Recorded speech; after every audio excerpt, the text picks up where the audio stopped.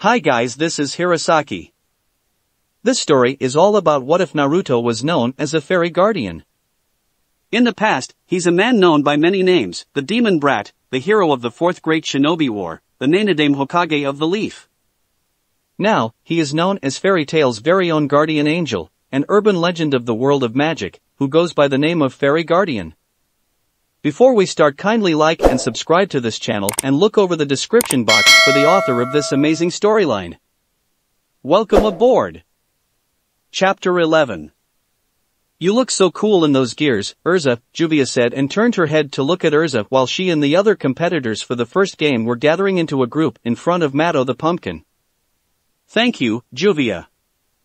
Urza smiled as she put her hand on her forehead protector and readjusted it on her forehead, holding the metal plate with her fingers.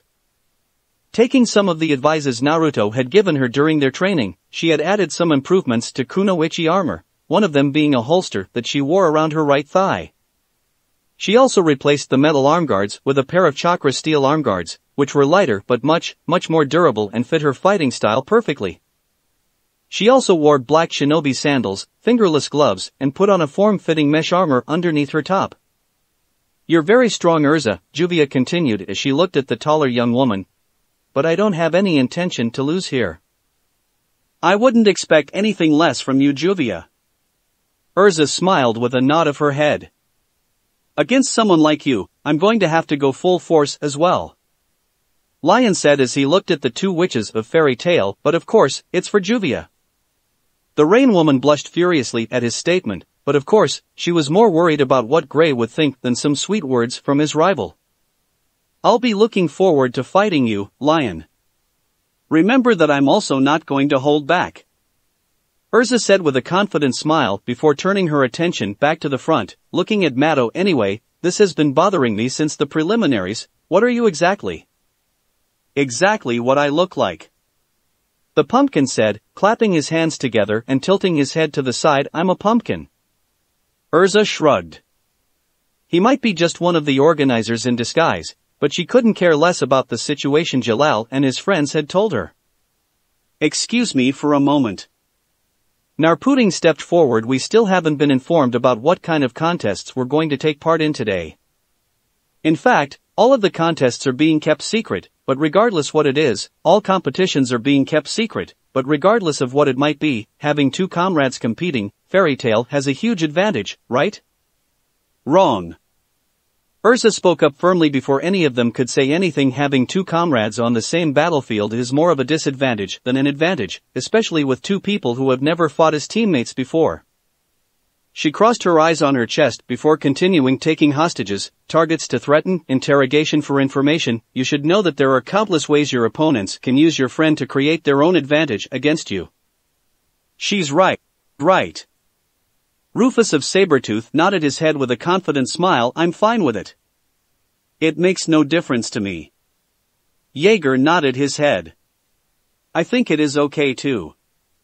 Beth nodded her head. Keh. Narpudding could only grumble and decided to keep his mouth shut for the time being. After that, when the teams had finally gotten to the stands and secured their watching positions, Mato the pumpkin announced loudly. Now let's start. Field, open. He pointed his finger to the sky, causing the crowd to cheer out in excitement. In a flash of light, the arena changed into a city, shocking the spectators.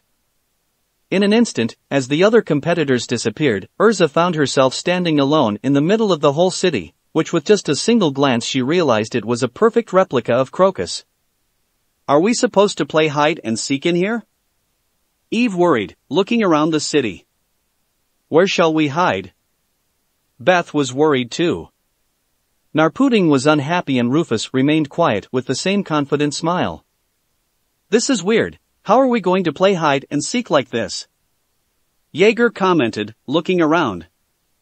Everyone in the stadium. Please watch what happens in the town through Lacrima Vision. Large scenes appeared above them. Each scene was focusing on each competitor. The 8 competitors don't know the whereabouts of each other. The rule of this game is very simple. You will play hiding and seeking at the same time. Find other inside that city. You can use any kind of magic you like because you just need to land a single, but direct hit. It doesn't matter whether you get injured or not. If a direct hit is made, a point is added to the attack and taken from the victim. Damage doesn't matter. Chapati explained. Ugh, what is he talking about? Natsu grumbled. Just a simple hide-and-seek game with a twist, Naruto said thoughtfully while scratching his chin. While Urza could use her stealth skill very well, she would still have some troubles against those who had tracking abilities. Even in the past, shinobi who were the best in stealth could get detected easily by those who were specialized in tracking. Then suddenly, countless blurs appeared on the street, and then suddenly, the whole streets were then filled with clones of the 8 contestants. Wah! Urza said in surprise. The other contestants also shared her expression as they looked at the clones of themselves and their opponents' clones. That's right, everyone. Those are your clones. If you make a mistake and attack the clones, you'll be counting off 1 point. Chapati finished his explanation. They've all got their faces. Lucy said nervously as she looked at the clones. Ugh, so many of them. Natsu growled, feeling sick just by looking at the crowd of clones. Seriously, it makes you all dizzy just by looking at them. Gray nodded his head in agreement. Then suddenly, all 3 of them heard a small laugh, and then their heads to Naruto, who were shaking slightly. Moahaha. Then suddenly, he shocked everyone when he busted out in laughter, slapping a hand on his face. He laughed so hard and so loud that the others had to turn their heads to look at him strangely. Oh man, this is gold. He continued to laugh, throwing his head back. The hell is wrong with him? Gajeel asked in annoyance like he had always been while looking at the strange man. His teammates could only look at Naruto, while Mira didn't know whether or not should she feel humored by Naruto's strange action. Who the hell is that guy? Sting asked in annoyance. Man, I hate his laugh. Urza called him her teacher, didn't she? Hibiki asked, and his comrade Ren nodded his head. What's wrong with him? Sharia asked as she pouted. Why are you laughing? Natsu and Gray asked at the same time. Oh man. Naruto said after finally calming down. I thought this game was a bit challenging, but they have just made this whole game a lot easier for Urza. Everyone widened their eyes in shock at his declaration. This is a perfect playground for her. First, is he telling the truth? Makarov asked, looking at the young woman who was smiling. Yes, I believe so. She nodded. She had no doubt that Urza was going to dominate the game. Okay then. Start. Disappear in silence. Just like a black cat hiding in the dark night. Chapati announced as the crowd went wild with excitement. When an organizer hit the gong under this situation, you should restart from somewhere else after 10 seconds.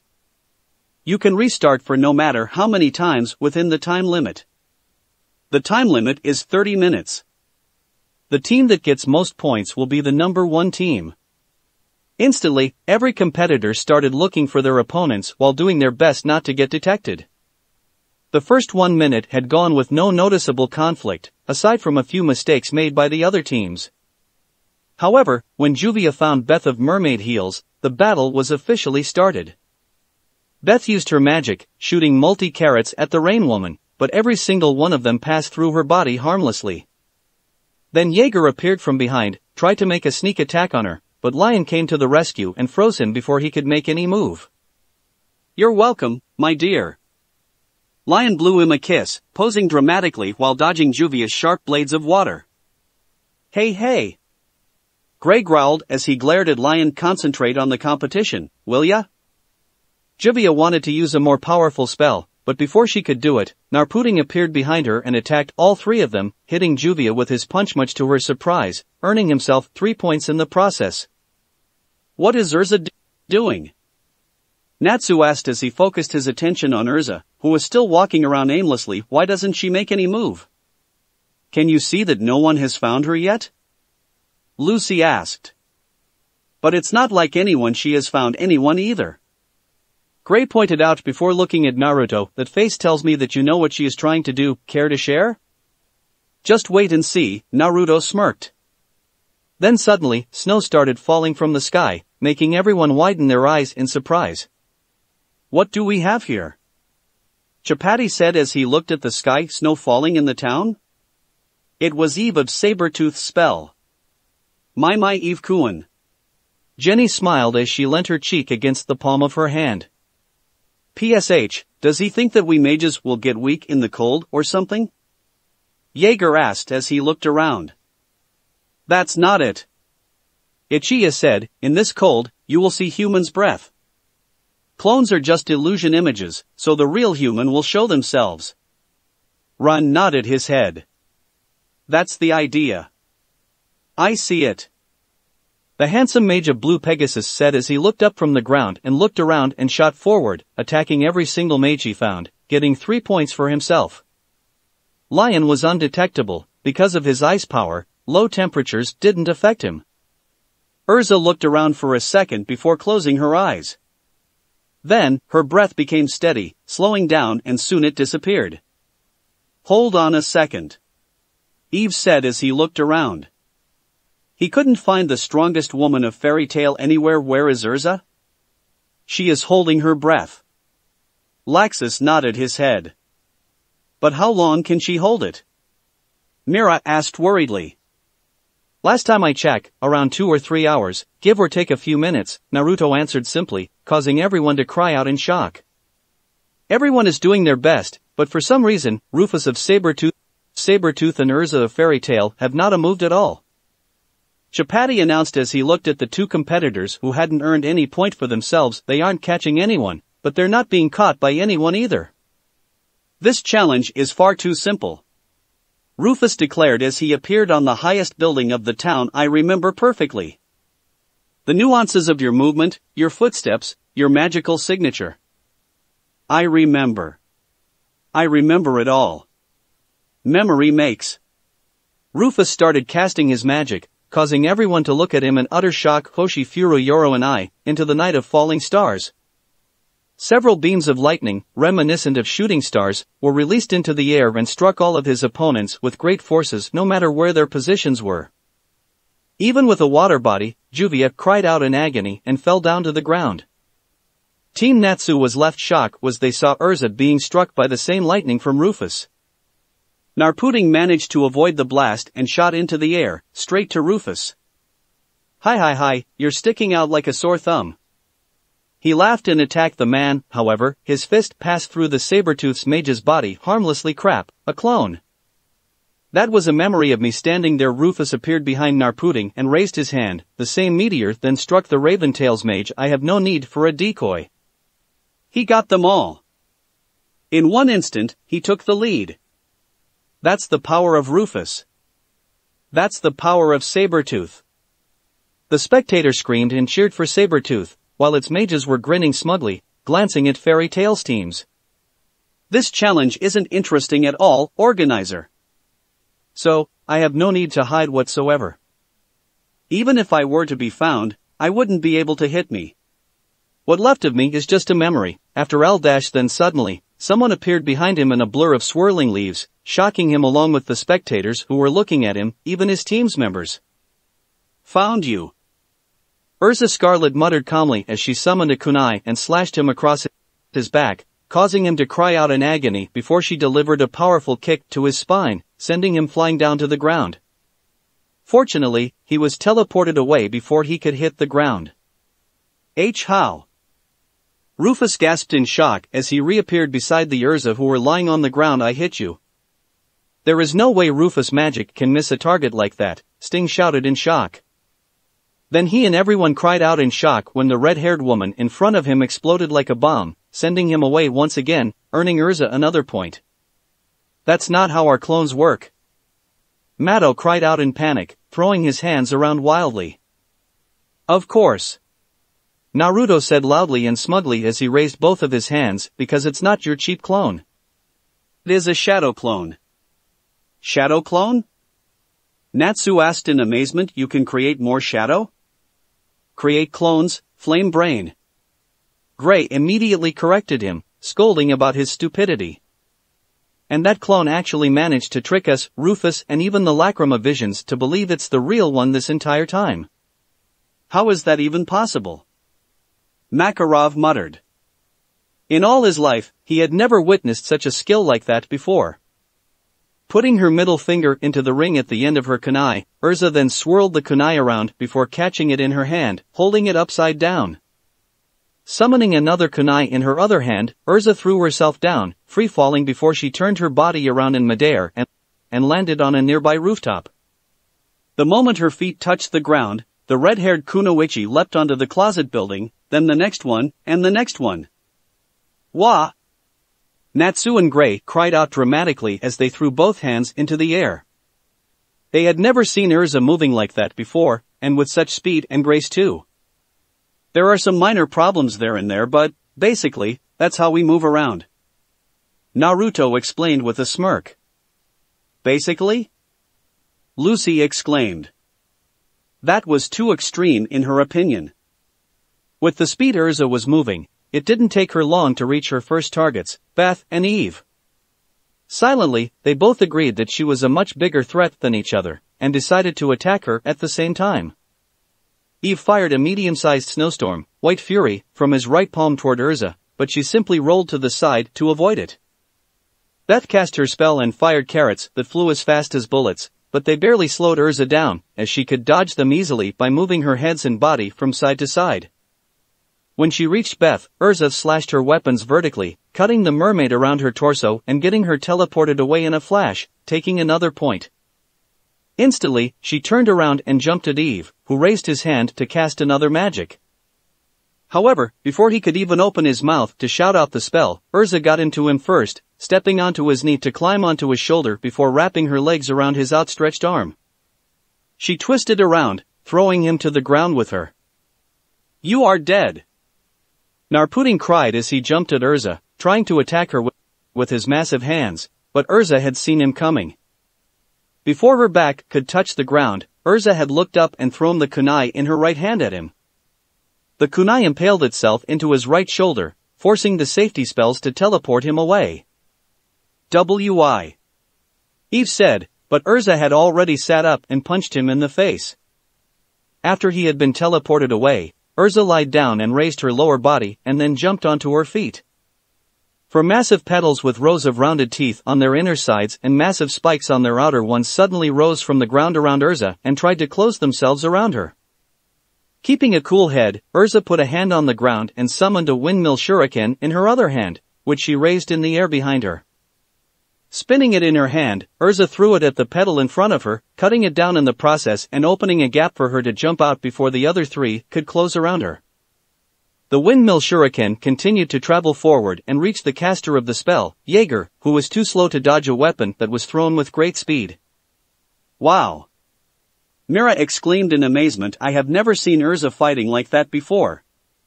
She couldn't help but glance at Naruto. It was no doubt the result of her training under him. I'm coming for you, Urza. A wave of water appeared and circled around Urza, and she knew instantly it was Juvia, who had turned her body into water. I'm not going to hold back, Juvia. Urza smiled as she dodged the blades of water fired from the wave. Leaping into the air and turning her body around, Urza threw her kunai at the water woman. You do know it's no use, don't you? Juvia asked with a smirk. She wasn't wearing her Sea Empress armor, but even if she did, she had a plan to counter-protect herself from it, so she was confident that she could land a direct hit on her. I know. Urza smirked in response, forming a snake hand seal in front of her. Next time, you will need to double-check what is thrown at you. She pointed, and Juvia looked down. Her eyes widened in surprise when she saw the kunai floating inside her body, with a strange paper attracted to it. Before she could get it out, it exploded, unleashing a huge wave of electricity that ran through her water body, which only made the attack even more effective. With a cry of pain, Juvia was teleported away. Those are basic electricity-infused explosive tag, in case you guys are wondering. Naruto explained.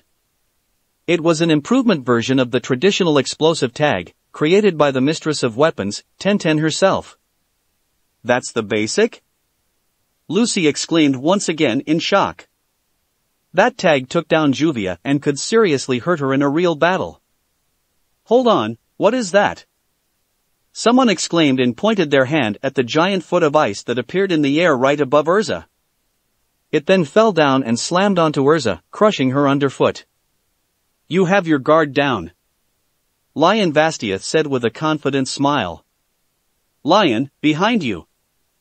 Jura shouted, but even if he could hear it, he couldn't make it when one of the Urza that were walking behind him suddenly turned her head around and attacked the ice wizard from behind. The ice foot disappeared, showing a crushed wooden log where everyone thought Urza was.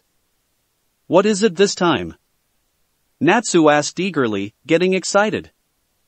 Basic Kawarimi, body replacement technique, Naruto answered. How is that even possible? Lucy asked in amazement. I didn't see her doing anything. High speed, Naruto answered shortly. She doesn't even change her armors and yet she is destroying her opponents. Bacchus, another muscular man, and the strongest member of Team Quarto Cerberus said with a lazy smile as expected from a fine woman. With that, he removed a gourd from his belt and put it into his mouth and started drinking. After running for several blocks, Urza located Rufus, who had just taken 2 points from Narputing in Beth. In an instant, she was right in front of him, ready to strike him down. Make sure to remember, because this is Fairy Tail's power. She cried and slashed him. Without taking a second glance, Urza turned around and went to find her next targets. Unbelievable. Is this the true strength of the guild that was the strongest 7 years ago? The roaring in the stadium rose to a fever pitch, with screams and cheers of admiration.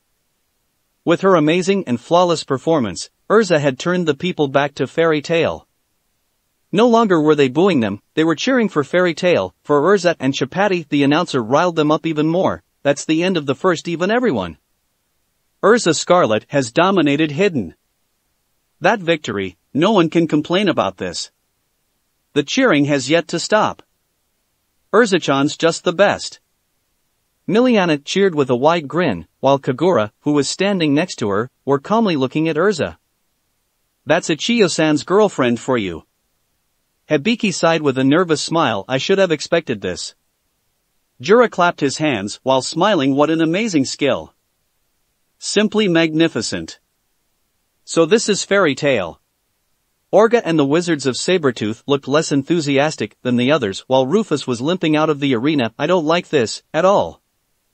That was awesome, Urza. Lucy exclaimed happily as Urza made her way toward them. Fight with those skills afterwards. Natsu grinned toothily. So, what do you think? Urza asked, looking at Naruto. You could have done it better. Urza pouted when he said that, but good work. He winked, causing Urza to smile brightly.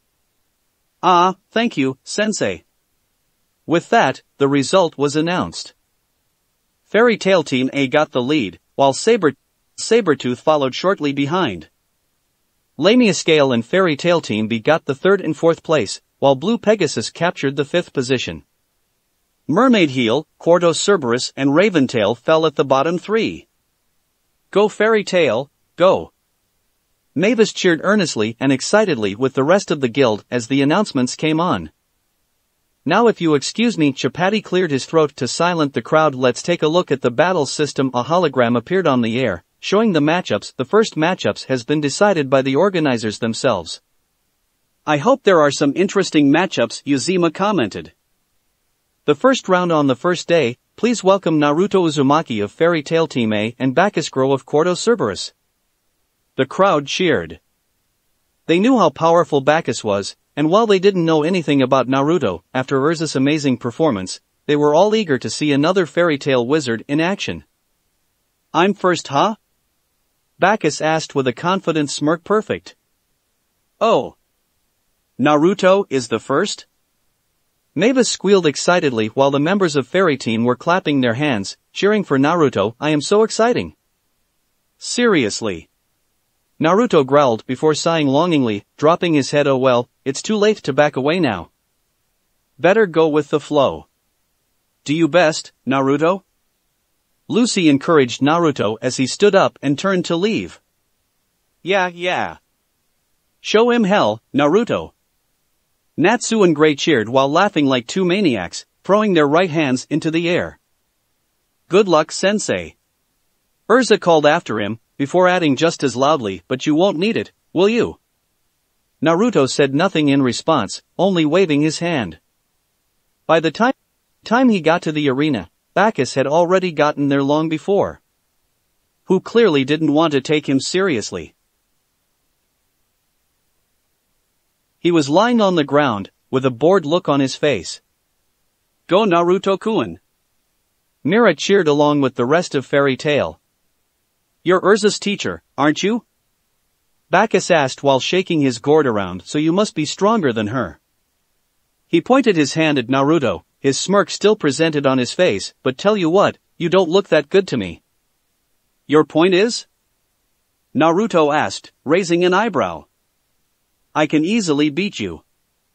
He declared, however, in order to make my victory a whole lot sweeter, like the wine inside this gourd, I want to have something so celebrate.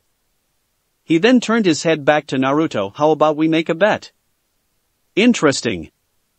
Naruto nodded his head with a small smirk. He would never back away when it came to gambling. Okay, what do you want then?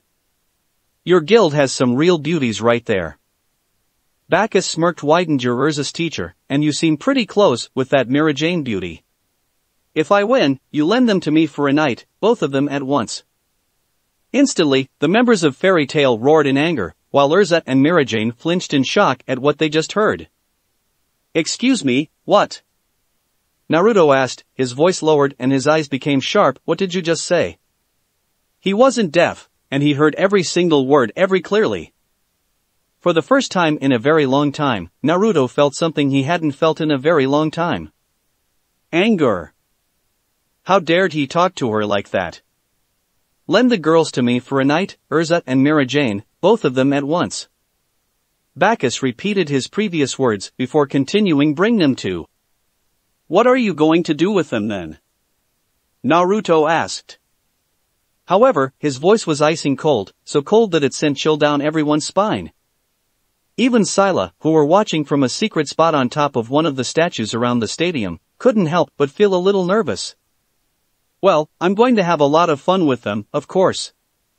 My bet has always had some fair shares for beautiful women like them. Bacchus stated simply. Alright then.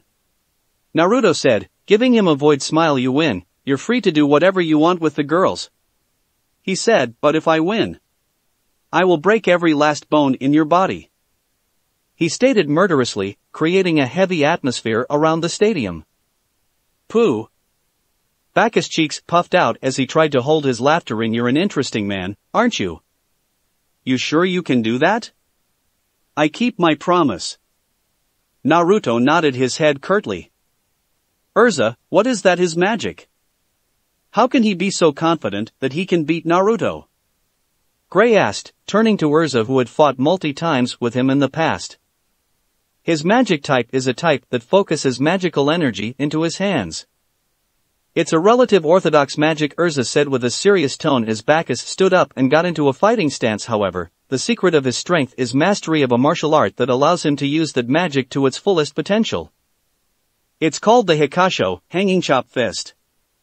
It's a martial art that uses special stances to make particularly effective use of palm strikes.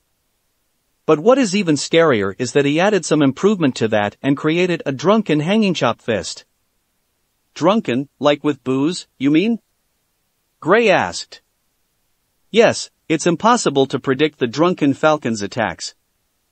Urza nodded her head. On top of that, the destructive power is enchanted as well, which is a part of the key for him to victory. He sure has gotten a lot stronger than 7 years ago. Urza then pointed to the gourd on the ground. Even more so, it seems he decides to fight Naruto without drinking a single drop of alcohol. Is he even takes this fight seriously? Lucy asked in shock. Urza only shook her head in response. A night of dream with those girls, how wonderful, Bacchus said, still keeping the smirk on his face. As soon as the gong was struck, the Quarto Cerberus mage leapt forward and charged at Naruto, his fingers put together, aiming for his head. However, before he could deliver a strike, Naruto shot his hand out and grabbed Bacchus by his neck. He lifted the man into the air and then slammed him down to the ground before kicking his stomach, sending him back to where he was lying a few minutes ago. "Heh, you're stronger than I thought," Bacchus said as he got up from the ground. "My soul is shaking." Ignoring his confident words, Naruto turned to Matto and asked him, "Pumpkin, are you the referee of these matches?" "Yes, I am." Matto nodded his head. "Good, I want you to make a promise that you won't stop this fight no matter what happened." Everyone gasped in shock at his demand. Matto wasn't sure how to respond, and he looked rather uncomfortable. "I'm fine with it," Bacchus said as he picked up his gourd from the ground. He needed to change his strategy. "Naruto was faster than he thought. I lose and he will break my bones sooner or later, so why wait? It's a promise between men, after all." He drank the wine, gulping the entire gourd down. Drunk, his movements became unstable and the smirk on his face became wilder than ever. He then took a stance and ran at Naruto with a speed greater than before. "Okay, I promise." Matto nodded. "That's all I need." With that cold declaration, all hell broke loose. Bacchus tried to strike Naruto's cheek with his palm, but the blonde simply raised his hand, catching the drunken wizard's wrist, stopping him. He then moved his head to the side, dodging the second strike, aiming at the other side of his head, before raising his other hand, putting it on the backside of Bacchus' elbow, and pulled. "Ah!" The entire stadium gasped in shock and cringed painfully at the sound when Naruto broke Bacchus' left arm, causing the mage to cry out in pain. Releasing his wrist, Naruto then linked his hand with Bacchus's, knitting their fingers among each other before tightening his grip. The bones of his fingers and his hand twisted and broke like toothpicks under his strength. By the time Naruto had balled his hand into a fist, Bacchus' hand was completely useless. "Have fun with this," Naruto growled as he pushed it forward, punching Bacchus in the face rapidly. The more muscular mage tried to get him with a hook strike, but Naruto shot his other hand out, countering it with his own punch. Bacchus cried when the bones inside his right hand were broken the moment his hand came into contact with Naruto's punch. His right elbow and the bones inside his right arm also suffered a huge force and broke in the process. Naruto released his hand and sent a barrage of 20 punches at Bacchus' chest in less than 2 seconds, breaking all 24 ribs he had inside him, before sending a palm strike to the middle of his chest, pushing him back several feet. "Here, drink this," Naruto growled as he ran forward, using his foot to kick Bacchus' gourd into the air. Naruto then caught the gourd and thrust it into Bacchus' open mouth, before jumping and kneeing him under his chin, forcing him to close his mouth and breaking the gourd, and a few teeth, in the process. As his arms had become completely useless, Bacchus tried to forfeit but Naruto didn't let him and continued his assault. He kicked the man on his right knee with so much force that he broke it, causing the lower half of Bacchus' leg to bend ridiculously forward when he fell down while crying out in pain. Not stopping there, Naruto did the same to his other leg, kicking him so hard that his bones broke in half or to pieces with a single attack. Bacchus, at the moment, could barely stay conscious. He was experiencing a lot of pain at the moment. Naruto had broken all of his ribs and the bones inside his limbs, but his attacks were so precisely that he hadn't made any external injury. "Let this be a warning to you, trash," Naruto said as he picked Bacchus' limp body up by his neck, "because next time, it won't be just your bones." Releasing him, Naruto then jumped into the air, delivered a roundhouse kick to the side of Bacchus' face, sending him across the field like a lifeless doll. He crashed very hard into the wall, breaking his spine, neck and the back of his skull in the process. Seeing that he wasn't going to get up, Matto ran as fast as his short legs could carry him toward the man to make sure that he was still alive. Pumpkin, thanks the god, he is alive. Medic! The pumpkin cried after feeling his pulse, which was weak but still there. In the end, Naruto didn't have to hold back that much to make sure that he wouldn't kill the man. As a hand-to-hand combat mage, he had dense muscles and well-trained endurance. A normal human would never survive that kind of damage. The medics appeared and quickly put him on a cart to carry him away. After the doctors had finally left the arena, Mato then turned back to face Naruto, stuttering nervously. The crowd was also too stunned to make a noise. Even Chapati and the other two announcers were speechless and didn't know what to announce, I guess. The winner of this match is Naruto Uzumaki. Instantly, the crowd exploded in excitement, cheering Naruto's name and fairy tale. The immortal shinobi almost snickered when he realized how exciting it was for them, human. Give them blood and they went wild. Human. Scylla muttered as he looked at the crowd with a disgusted look on her face. Era might change, nations might disappear, but human would never change. They would never change. The rest of the first day of the Grand Magic game was uneventful and rather less excited for everyone because they were predictable. Sabretooth earned 10 points after Orga Nanagear had destroyed Flare of Raven Tail with a single blast of his God Slayer magic. Lamia Scale had gotten a victory over Fairy Tail Team B when Jura defeated Mystigan, aka Jalal. Unfortunately for the blue-haired man, he was disturbed by Altair and Mirdi.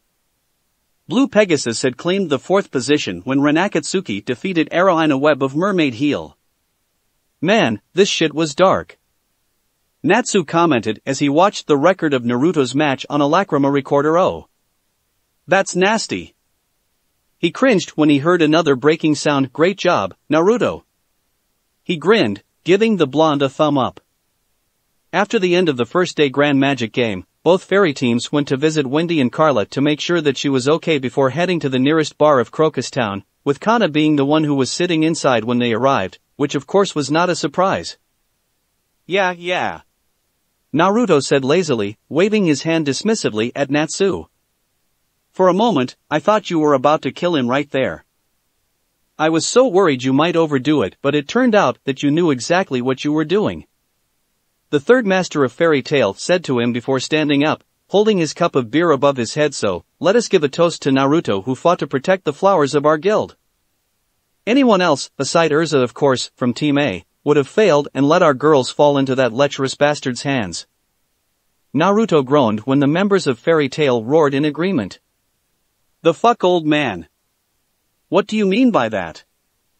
Natsu, Gray and Lucy cried at the same time. But you have to admit that. You cannot defeat Urza, let alone someone as strong as she was. Nab joked, causing Natsu and Gray to glare at him with evil eyes. So, let's do it. Everyone held up their drinks before the master declared, to Naruto. To Naruto. The whole guild cried in unison. This is for you, Naruto-kun. Mira appeared at his table and put a cup of beer down in front of him. It's on me. Well, thank you. Naruto said as he leant forward and picked up the cup of beer. You do know that this is not the bar at the guild, right? He looked at her and took a sip from his drink. Well, I can be your barmaid tonight. Mira winked playfully, swirling her finger around a strand of her white hair. You have a problem with that? Sound intimidating, so I'm fine with that. Naruto shrugged, smiling at her. Anyway, I want to thank you, Naruto-kun. Mira said with a soft smile. Just like Master said, if it weren't for you, I would have to follow Bacchus back to his place. Not that I have any problem with it, but it seems even you have so little faith in your friends. Naruto teased. I thought you guys were all about trusting each other. That's not what I... Don't worry, I was just teasing you.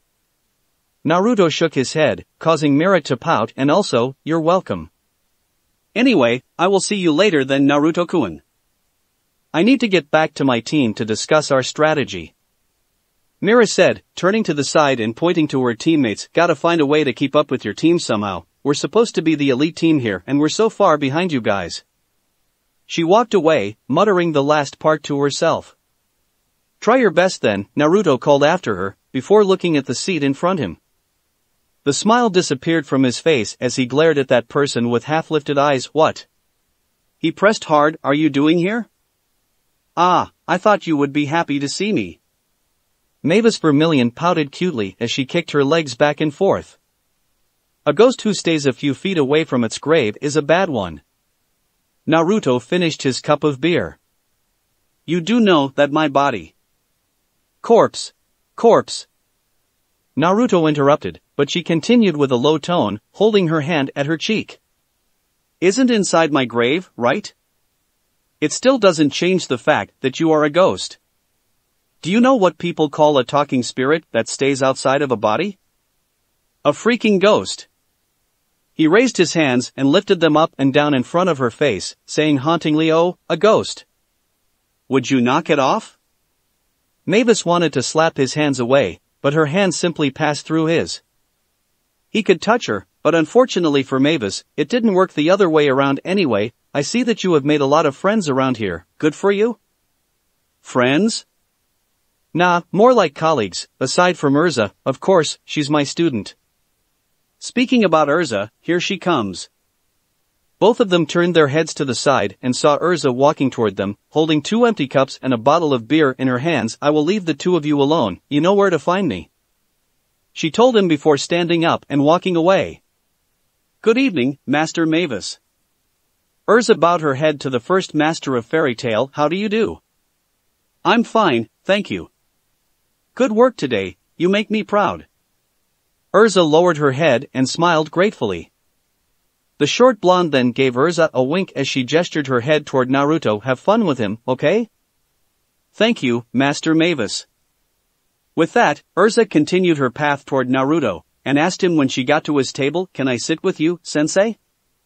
Make yourself comfortable then, Naruto said, holding up his hand and pointing it toward the seat in front of him. Urza sat down and put the cups down, placing one of him before opening the bottle. So, what bring you to this quiet spot? He looked at the rest of the guild, who were celebrating Team A's flawless victory. Don't you want to party with them? Yes, but I also want to thank my teacher, who fought for me today. She filled his cup before moving to hers. If it weren't for you, I would have to follow Bacchus. If it weren't for you. Mira came and said the same thing, so I would tell you exactly what I told her. You're welcome. He picked up his cup and smiled. I also want to properly congratulate you on your victory today, so cheer? Cheer. Urza smiled and touched her cup with his. The two took a long gulp before putting the cups down. You know, while I appreciate what you do for me, I don't think it's necessary for you to break all of his bones like that. If I am not mistaken, then there are 2,000 different ways you can humiliate him, right? You really didn't want to know how she knew that. Yeah, but I really don't want to humiliate him this time. I want to hurt him, bad. He knocked his knuckle onto the table before continuing, and before you get mistaken, no, I didn't do it for you. He demanded you and Mira for a night and wanted to make a bet with me out of it, which could only mean that he had no respect for woman. More or less, it's an insult to the two of you. Naruto continued. Now we talk about student and teacher kind of a relationship. You insult the student, you're insulting the teacher's teachings. You insult my teachings, you're basically insulting me of all people. He pointed at himself, so I couldn't take it lightly, and decided to teach him a lesson. Urza looked at him, blinking several times before saying with a small smile while looking at her drink. You know. Mira told me when you were reasoning about something, especially when the reasons made no sense at all, you were actually just trying to keep your tough front, that cool boy attitude, and that badass personality of a person who didn't give a fuck about those around him, while in truth you were one of the kindest people in this guild. The fuck, she really told you that? Naruto asked in disbelief and turned his head to look at Mira, who caught him looking at her and waved her hand at him with a bright smile. What's with that woman? He couldn't help but wonder. Well, you know what, she's fucking wrong then. She also said you would instantly try to defend yourself when you're exposed too. Everything she told me so far has become the truths, so, well. Urza giggled softly, and Naruto simply grumbled in response. You know, when she said you were one of the kindest people, it does mean a lot to me because of these people. They are the most kind-hearted people I have ever known, my family. She stated softly, I guess it makes you more than just my teacher now, sensei. More than just a teacher, huh? Naruto asked, chuckling gently. Family? I guess so. Urza smiled as she leaned forward. You act like a very strict father sometimes, sensei. Father? Said by Urza, that word was hard to take in more than ever, after everything that happened. He didn't stay with the guild that night and left before midnight to find Scylla. The next morning was the start of the second day of the Grand Magic Game. The Grand Magic Games have finally entered the second day of the competition. Chapati said. He was wearing a brand new set of wig on his head, with the hair reaching down to his shoulders. What kind of fierce drama will we be able to see today? The wizard saint, Yazima, smiled. He, much like everyone, was eager to see what was going to take place on the second day of the largest magical event of the year. The second day's competition is Pandemonium. Chapati announced loudly there will be one participant from each guild. Yash, I am all fired up. Natsu punched the palm of his hand and grinned sadistically. This is my turn. I'm so going to leave those bastards in the dust and increase the gap between us. Suit yourself. Gray nodded his head. However, before he could make it anywhere, Naruto grabbed the back of his scarf and pulled him back. Sorry kid, but your time has not yet come.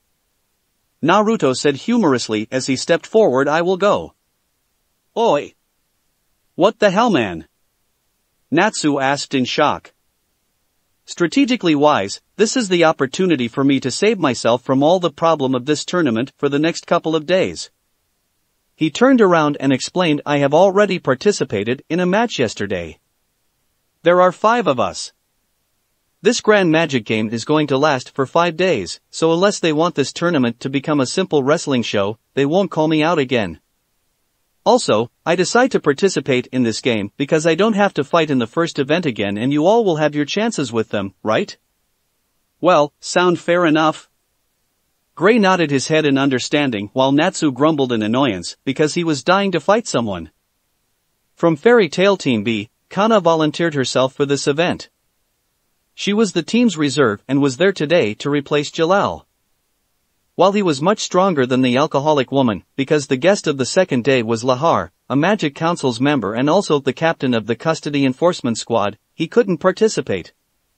Quarto Cerberus sent out a guy named Novali, while Miliana of Mermaid Heel stepped out for the fight, after getting an approval from Kagura, their leader. Juranikis represented Lania Scale while Hibiki would head out for Blue Pegasus, while from Sabretooth, Orga headed down to the arena with a confident smirk on his face. Raventail sent out Obra, the mysterious mage with an odd-looking creature on his shoulders. Seeing Naruto walking to the middle of the arena, everyone cheered out in excitement, while the other team's expression became serious. Based on their performances yesterday, Fairy Tail had proved to be a force to be reckoned with, but Naruto Uzumaki was probably the strongest of both teams. Seriously, I have to fight you? Kana asked while chuckling nervously. Naruto only smirked in response. After the competitors had gathered around Mato, he smiled and waved his hand around. Alright everyone, I'll explain how Pandemonium works. A mass of magic power suddenly burst from the ground and formed a giant, malevolent and also very sinister-looking castle, causing everyone to gasp and widen their eyes in surprise. Mato pointed at it before saying this is the temple where evil monsters nest.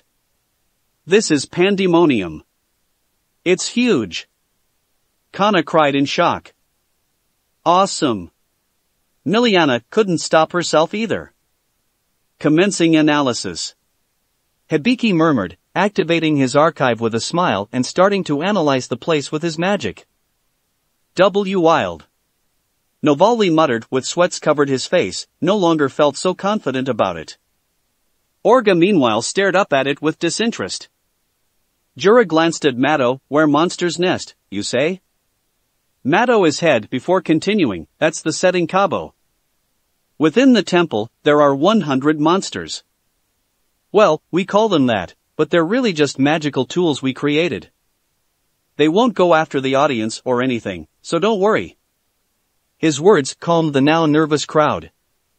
Mato continued, the monsters are divided into 5 battle classes, D, C, B, A, and S. With the specifics set like this. Incidentally, in regards to how powerful D-class monsters are, a lacrima screen popped up with a camera inside the temple, where a massive, hound-like creature snarled and jumped at a stone statue, easily destroying it in one swipe. The crowd recoiled at the sight as Mato went on, ones like that and even stronger ones, the place where 100 of them are lurking, that's Pandemonium Cabo. The S-Class monster is so powerful that even one of the wizard saints can't be guaranteed to defeat it. Lucy and Wendy looked uneasy, but Natsu swore with gritting teeth, "Damn it, I know should have gone in for this." "You want to get in on that monstrosity?" Lucy shrieked in shock. Mato continued, "In order, each of you will take turns selecting a number of monsters to fight with. That's called your challenge, right? For example, if one person selects 3 monsters, then that's how many will show up in the temple. If that person succeeds in defeating them, then he or she gets 3 points and the next competitor goes in and can choose from amongst the 97 remaining monsters. This will continue until all the monsters are defeated, or until everyone's magic power reaches 0, at which point, the competition will end." Miliana smiled, "So, it's like a counting game." Mato nodded, "Exactly. Situational judgment becomes important. Remember, the monsters have ranks, but no matter how many monsters you choose, the ranks are always random cabo. If you're extremely unlucky, you might choose 2 and end up with the S-Class. Hibiki glanced over from his archive spell, then some sort of battle strategy to avoid drawing the S-Class monster is necessary. If it's random, that strategy wouldn't work.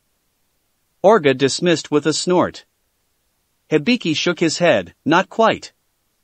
With probability theory and my archive, strategy will work to some extent." Mato held his hands up. Points are given for the number of monsters defeated, regardless of their rank. Once you enter, you cannot withdraw until you've won or been defeated. If you happen to go down inside the temple, the number of points you've earned up until that turn will remain as they are. The number of victories for that turn, however, will be counted as 0, and you'll exit like that. So it's had to be too greedy then, Panther Lily concluded with a serious tone. "Yeah, but you choose 1 monster per turn and everyone else will get ahead of you, right?" Happy inquired. "There are also a lot of strategy and calculations to figure out too," Carla said as she scratched her head with her paw. "How many monsters you should face, and how much energy you will recover from waiting for your next turn." "It's unexpectedly difficult," Romeo commented nervously. And with that a box full of sticks then appeared in Mato's hands, which he held out. "Please draw your lots, everyone." The competitors did so, and a number appeared on the sticks as they were drawn. "Lucky me." Naruto grinned as he looked at the number 1 on his stick. "You're so lucky, Naruto.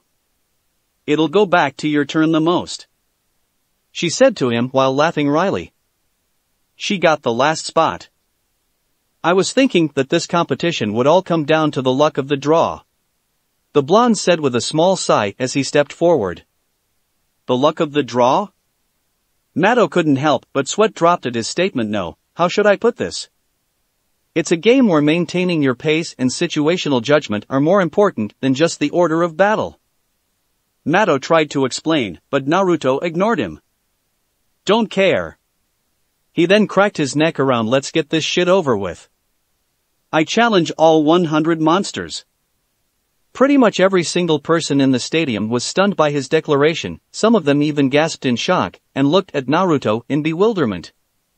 "I really shouldn't expect anything less from him."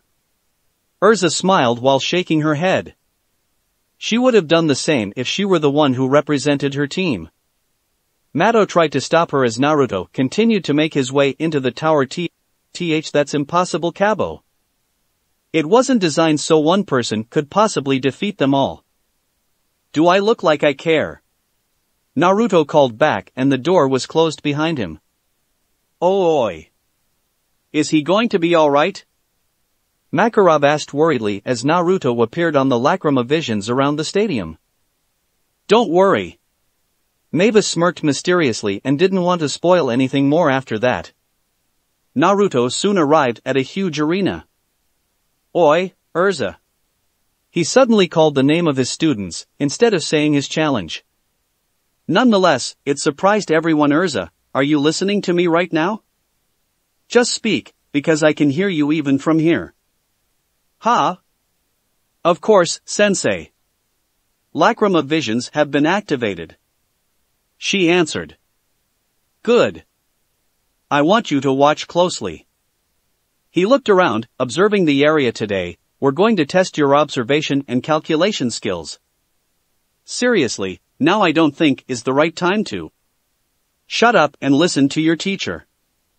Naruto interrupted, and she immediately did what she was told. He then reached his hand into his pocket and pulled out a small scroll. I want you to observe me closely because I'm going to show you the technique and its variants, something that made my good old pops one of the most powerful shinobi in the history. Erza gasped in shock. She knew that her first teacher was strong, but she had no idea that he was among the strongest. Naruto then unrolled the scroll and tapped his hand on the seal in the middle, summoning a very strange-looking kunai.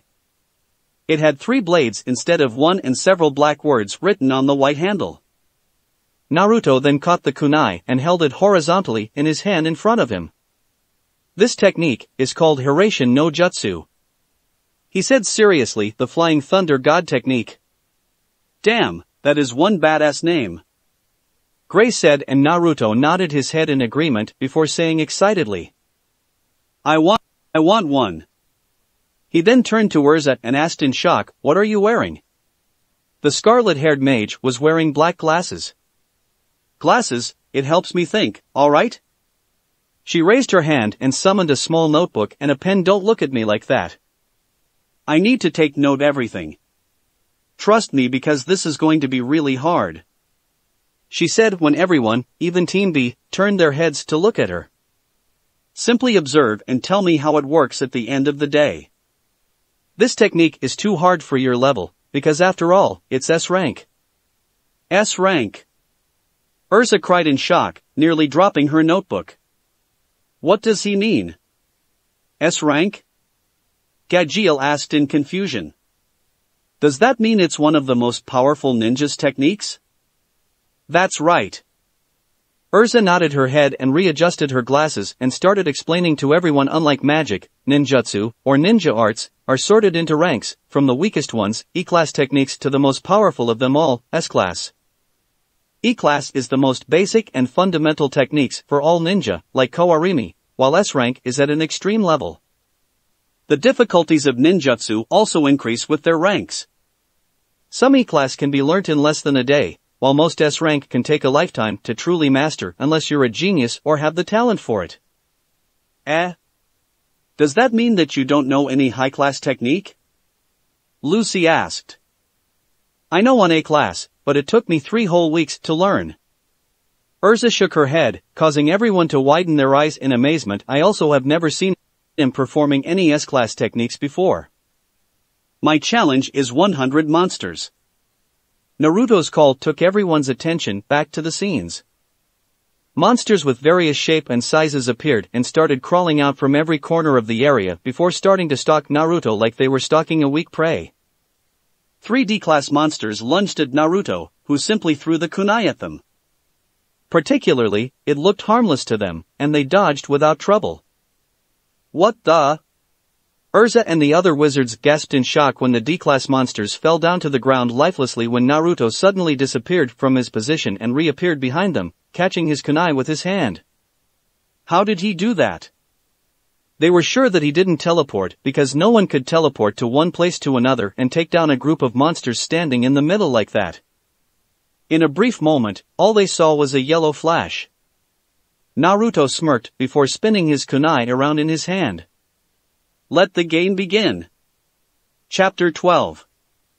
Let the game begin.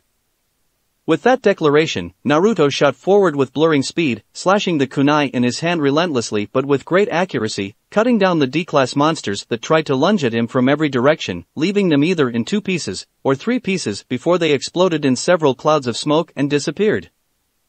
A C-class monster roared and took the opportunity when Naruto was crushing 5 D-class monsters under his foot to attack him from behind. C-class monsters were 10 times larger than their lower-class counterparts and definitely much more powerful. They had dark crimson armor like scales instead of white and a massive mouth full of razor-sharp teeth, each of which was as large as a full-grown man. Without turning around, Naruto stretched his right arm to the side and flicked his hand, launching away his weapon, which impaled itself into another C-class monster, before he disappeared in a flash of yellow and reappeared again in less than a split second, right beside the second monster, where he delivered a devastating stomp to the top of its head, sending its face to the ground. Using the counterforce of his attack, Naruto turned around and launched himself back to the first one. Summoning a pair of windmill shuriken in his hands, Naruto then threw them at the beast, cutting its head clean off its body. How? How? Natsu asked in disbelief, pointing both of his hands at Naruto. How can something that small cut off a massive head like that? Look at his kunai. Urza pointed and everyone focused their eyes on Naruto's kunai's blades, which had faint, almost unnoticeable blue aura, which was shaped in the form of a short sword. Around it he infused them with his chakra to sharpen the blade and increase the range like a sword, and then slashed really hard. Urza answered before writing it down her notebook, noting everything her teacher was doing. When she realized everyone was looking at her, Urza rolled her eyes and continued. Basically, he increased their cutting power and overall range with his energy, which is also how he was able to cut through the D-class monsters with just a small kunai. Got it?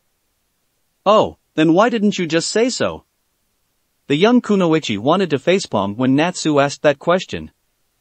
Is that the best you can do?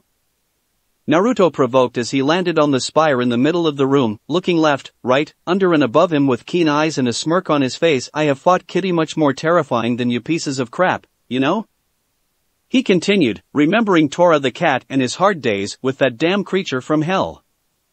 Is he even taking this seriously? Makarov asked, crossing his arms over his chest. Who know? Mavis Vermilion stated softly as she watched Naruto fighting against another group of 10 D-class monsters and another C-class, with nothing but a small kunai and his immense physical strength, something that amazed and shocked everyone at the same time. In just half a minute since the beginning, Naruto had reduced the number of D-class monsters by half, and C-class monsters by 3.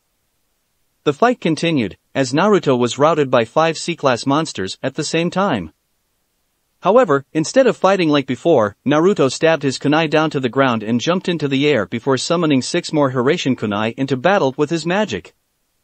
Naruto quickly grabbed them, holding them between his fingers before throwing 5 kunai at the monsters underneath him. The kunai pierced through their armors, penetrating through their heads and flying out from under their jaws, killing the monsters instantly. As the weapons stabbed into the ground, Naruto then disappeared and flashed down to the ground.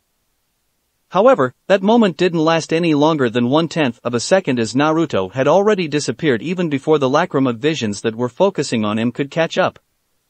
Urza blinked in shock and tried her best to keep up with his movement, but she could only see him once when he stopped and kicked one monster into the air, before going after it to deliver the killing blow with the same if not even greater speed than what he had been using, with the only difference being there was no flash of yellow. Not only Urza, all around the stadium, everyone was finding it hard to follow Naruto's attacks. They didn't dare to blink because they didn't want to miss any of it, but no matter how hard they tried, they could only see a lightning-like flash that traveled across the battlefield inside Pandemonium, reaching every D-class monster before leaving with their dead body behind.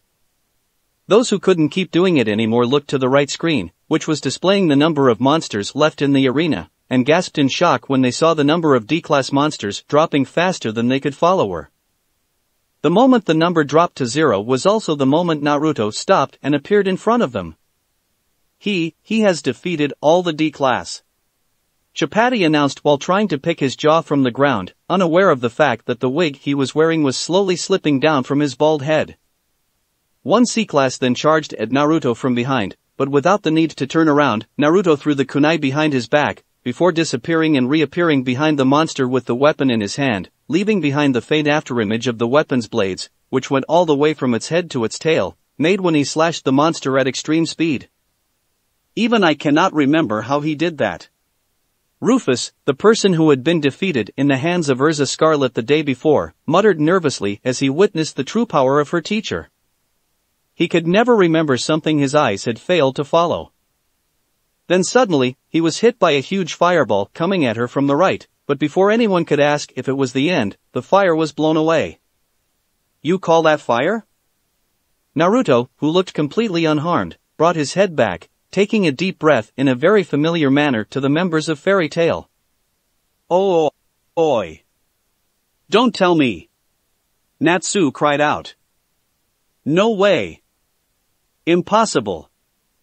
Katan, Gokakyu no Jutsu. Naruto cried and unleashed a large fireball from his mouth, which swallowed the C-class monsters instantly, blowing it away in a massive explosion. Bastard! I'm supposed to be the one who breathes fire. You stole my technique. Natsu cried out furiously, throwing both hands into the air with smoke coming out of his head. No Natsu, I didn't. Naruto said as he stomped his foot onto the ground, using his magic to create a wall of rock to block several fireballs. He then put his hand on the ground and caused several spikes to emerge from the ground that impaled half a dozen monsters in front of him through their bodies. The technique was created a long time ago, even before the born of the first dragon, so it's you fire lizards that violated our copyright. Natsu only huffed in response. Ninja can breathe fire too? Lucy turned to Urza and asked. It's actually a fire-type ninjutsu, or in our language, ninja technique. The mage nodded her head. Katan, in the ancient language, literally means fire release, while Gokakyu no Jutsu means great fireball technique. So, the ancient shinobi speaks a different language? Lucy asked in interest. She was no levy, but she loved to learn new things. Do you have to learn it as well? It was tough, but I have managed to understand the basic, literally. So, there must be wind release, water release and so on. Urza nodded her head. Naruto then sidestepped an attack from a C-class monster, and blew several blades of the wind that sliced through several B-class monsters in front of him like butter, swiftly ending their short lives. 4 giant rock pillars then shot up from the ground, immobilizing 4 giant C-class monsters before generating bolts of lightning between them, dealing great damages to the monsters before killing them. What, you're actually using ninjutsu without hand seals? Urza asked in surprise, with her eyes almost bulging out of her sockets. She had heard it from him, but this was actually the first time she had seen him doing that. Yes, and don't worry, it's still way too soon for you to think about something like it. Naruto grinned as he blew another giant fireball at the monsters, killing them in an instant. Just how powerful is he? Sting, the White Dragon Slayer, asked in disbelief with nervous sweats pouring down his forehead. While his partner, Rogue, was staying impassive like he had always been, his eyes were widened slightly, showing a hint of shock in them. The twin Dragon Slayers had never seen or even heard about someone like him before.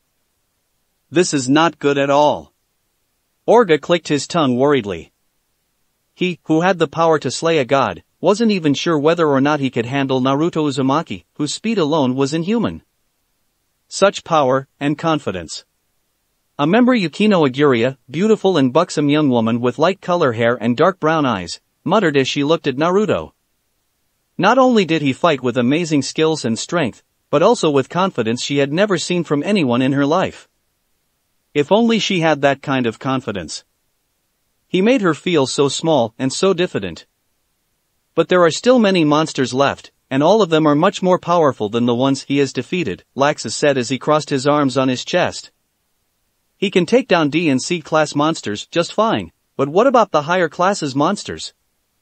Dejil nodded his head in agreement, thinking that Naruto would surely have a tough time dealing with the more powerful monsters, especially the A-class and S-class that still hadn't appeared. Come on people! Naruto suddenly shouted as he raised both his hands above his head. This place is getting too quiet. Give me some noise.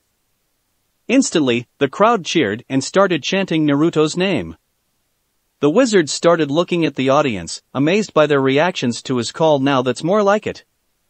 Naruto smirked. Master. Scylla said while smiling softly as she watched her master fighting from her secret spot.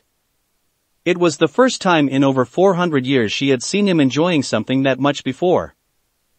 The cheers, the calls, the monsters that didn't run away the moment they saw him, they weren't designed to do that. They were bringing out a side of him that she had never seen before and only heard the stories of his past.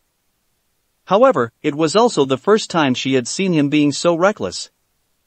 giving him their name, showing them a tiny little piece of his powers, attracting so much attention, increasing his popularity, making himself famous. It was going to take him a lot of time, probably no less than 2 or 3 decades to tie up all loose ends and disappear from the world once again. Even so, she was happy to see her master having fun. As the 15th B class was taken down by Naruto, a new type of monster appeared.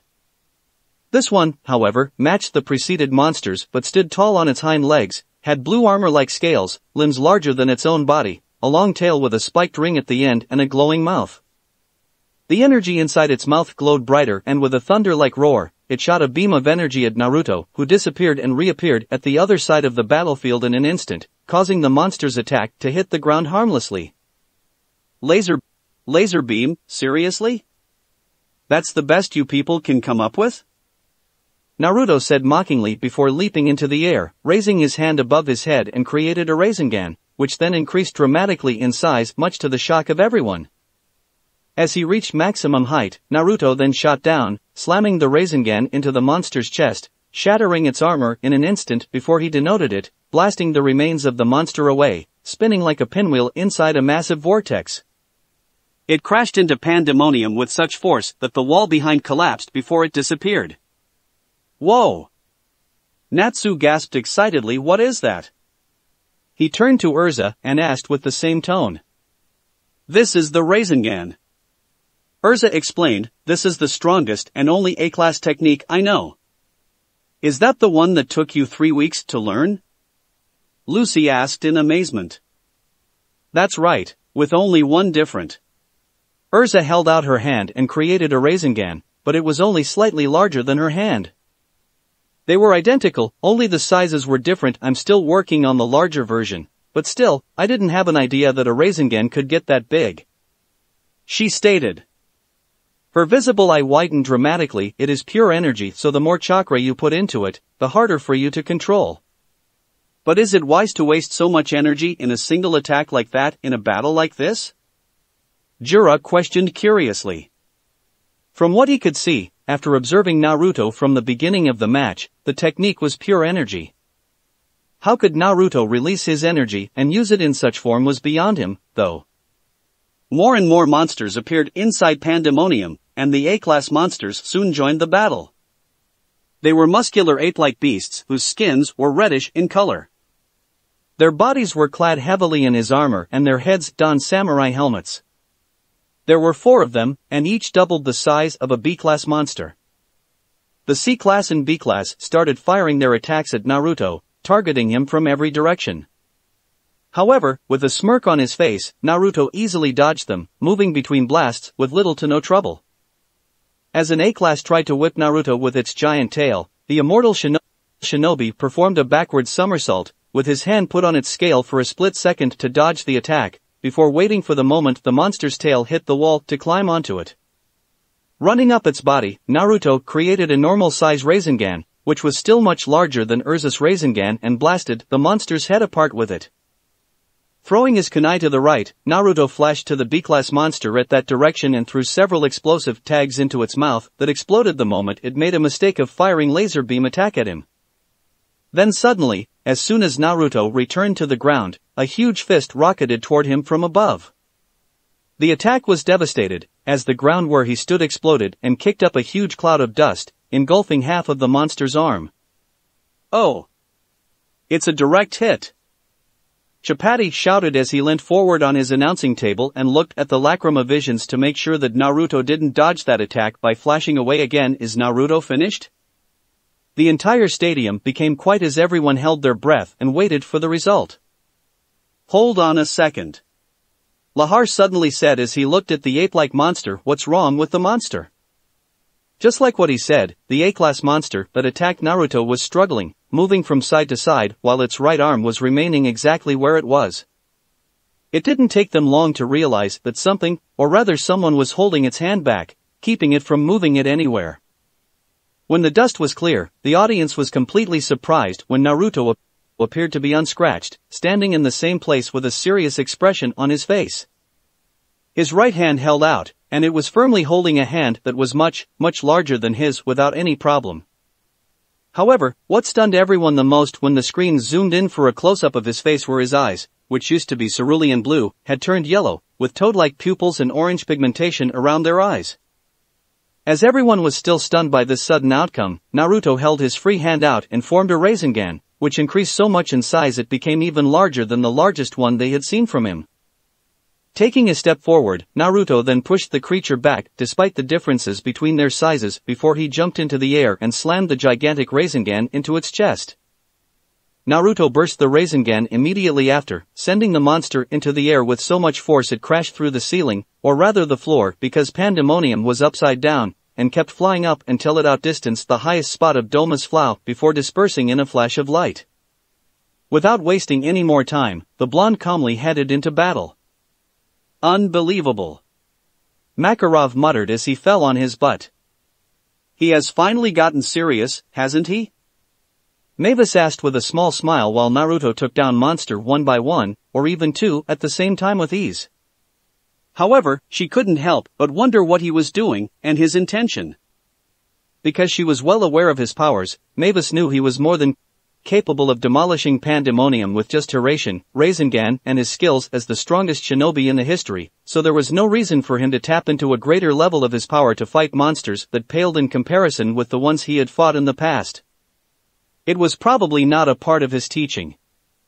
While Urza had become a lot stronger as a kunoichi under his teaching, Sage Art was still way beyond her level of understanding. Plus, Naruto had already assigned her with a difficult task of figuring out how Hirosaki works. He definitely wasn't trying to impress anyone, maybe a girl or two knowing how he usually was, but he definitely had no reason to show off his strength to others. It's just not in his nature to do so. Naruto was also a man with many secrets, and he loved to keep them all for himself, and the people that were close to him like that Aetherius demon Scylla. Was he trying to send a message? Mavis thought in curiosity, deciding to trust her instinct instead. The first master of fairy tale turned her head to look at Team Sabretooth for a brief second before shaking her head. If he was really trying to send a message, it could not be them, because unlike his teammates, he didn't have any grudge against the prideful tigers. He hadn't even had any interaction with them other than a few glances. Then who could it be? Who was important enough for him to risk so much like that? Why was he trying to attract attention when it was what he had been trying to avoid? Someone she didn't know? Or was it someone she knew? There was only a handful of them, though, and most of them were dead a long time ago, while those who were still living. Mavis' eyes then widened in realization as she turned to look at Urza, who was once again trying to explain to her friends, mainly Natsu, how impossibly difficult it was to create a gigantic Rasengan, and she had no idea how his eyes had become like that. 87 monsters. The wig-wearing announcer cried when another A-class monster fell down behind Naruto and defeat 87 monsters in just barely 5 minutes. Naruto Uzumaki has completely dominated Pandemonium. But there are still 2 A-class monsters and the S-class one left, and don't forget that it is the monster that is as strong as a wizard saint, one of the 10 strongest wizards of Fiori, Lahar said as he looked at the counter. Unknown to everyone, the S-class monster had already appeared and Naruto had noticed its presence from the beginning of the game, but like they said, he decided to save the best for last. As the last 2 A-class monsters fell down to the ground without their heads and disappeared, what was left in front of him was a single monster. It was, at least compared to the others, a small black creature that took the form of a giant eyeball with purple spider-like legs and 3 small horns around its body.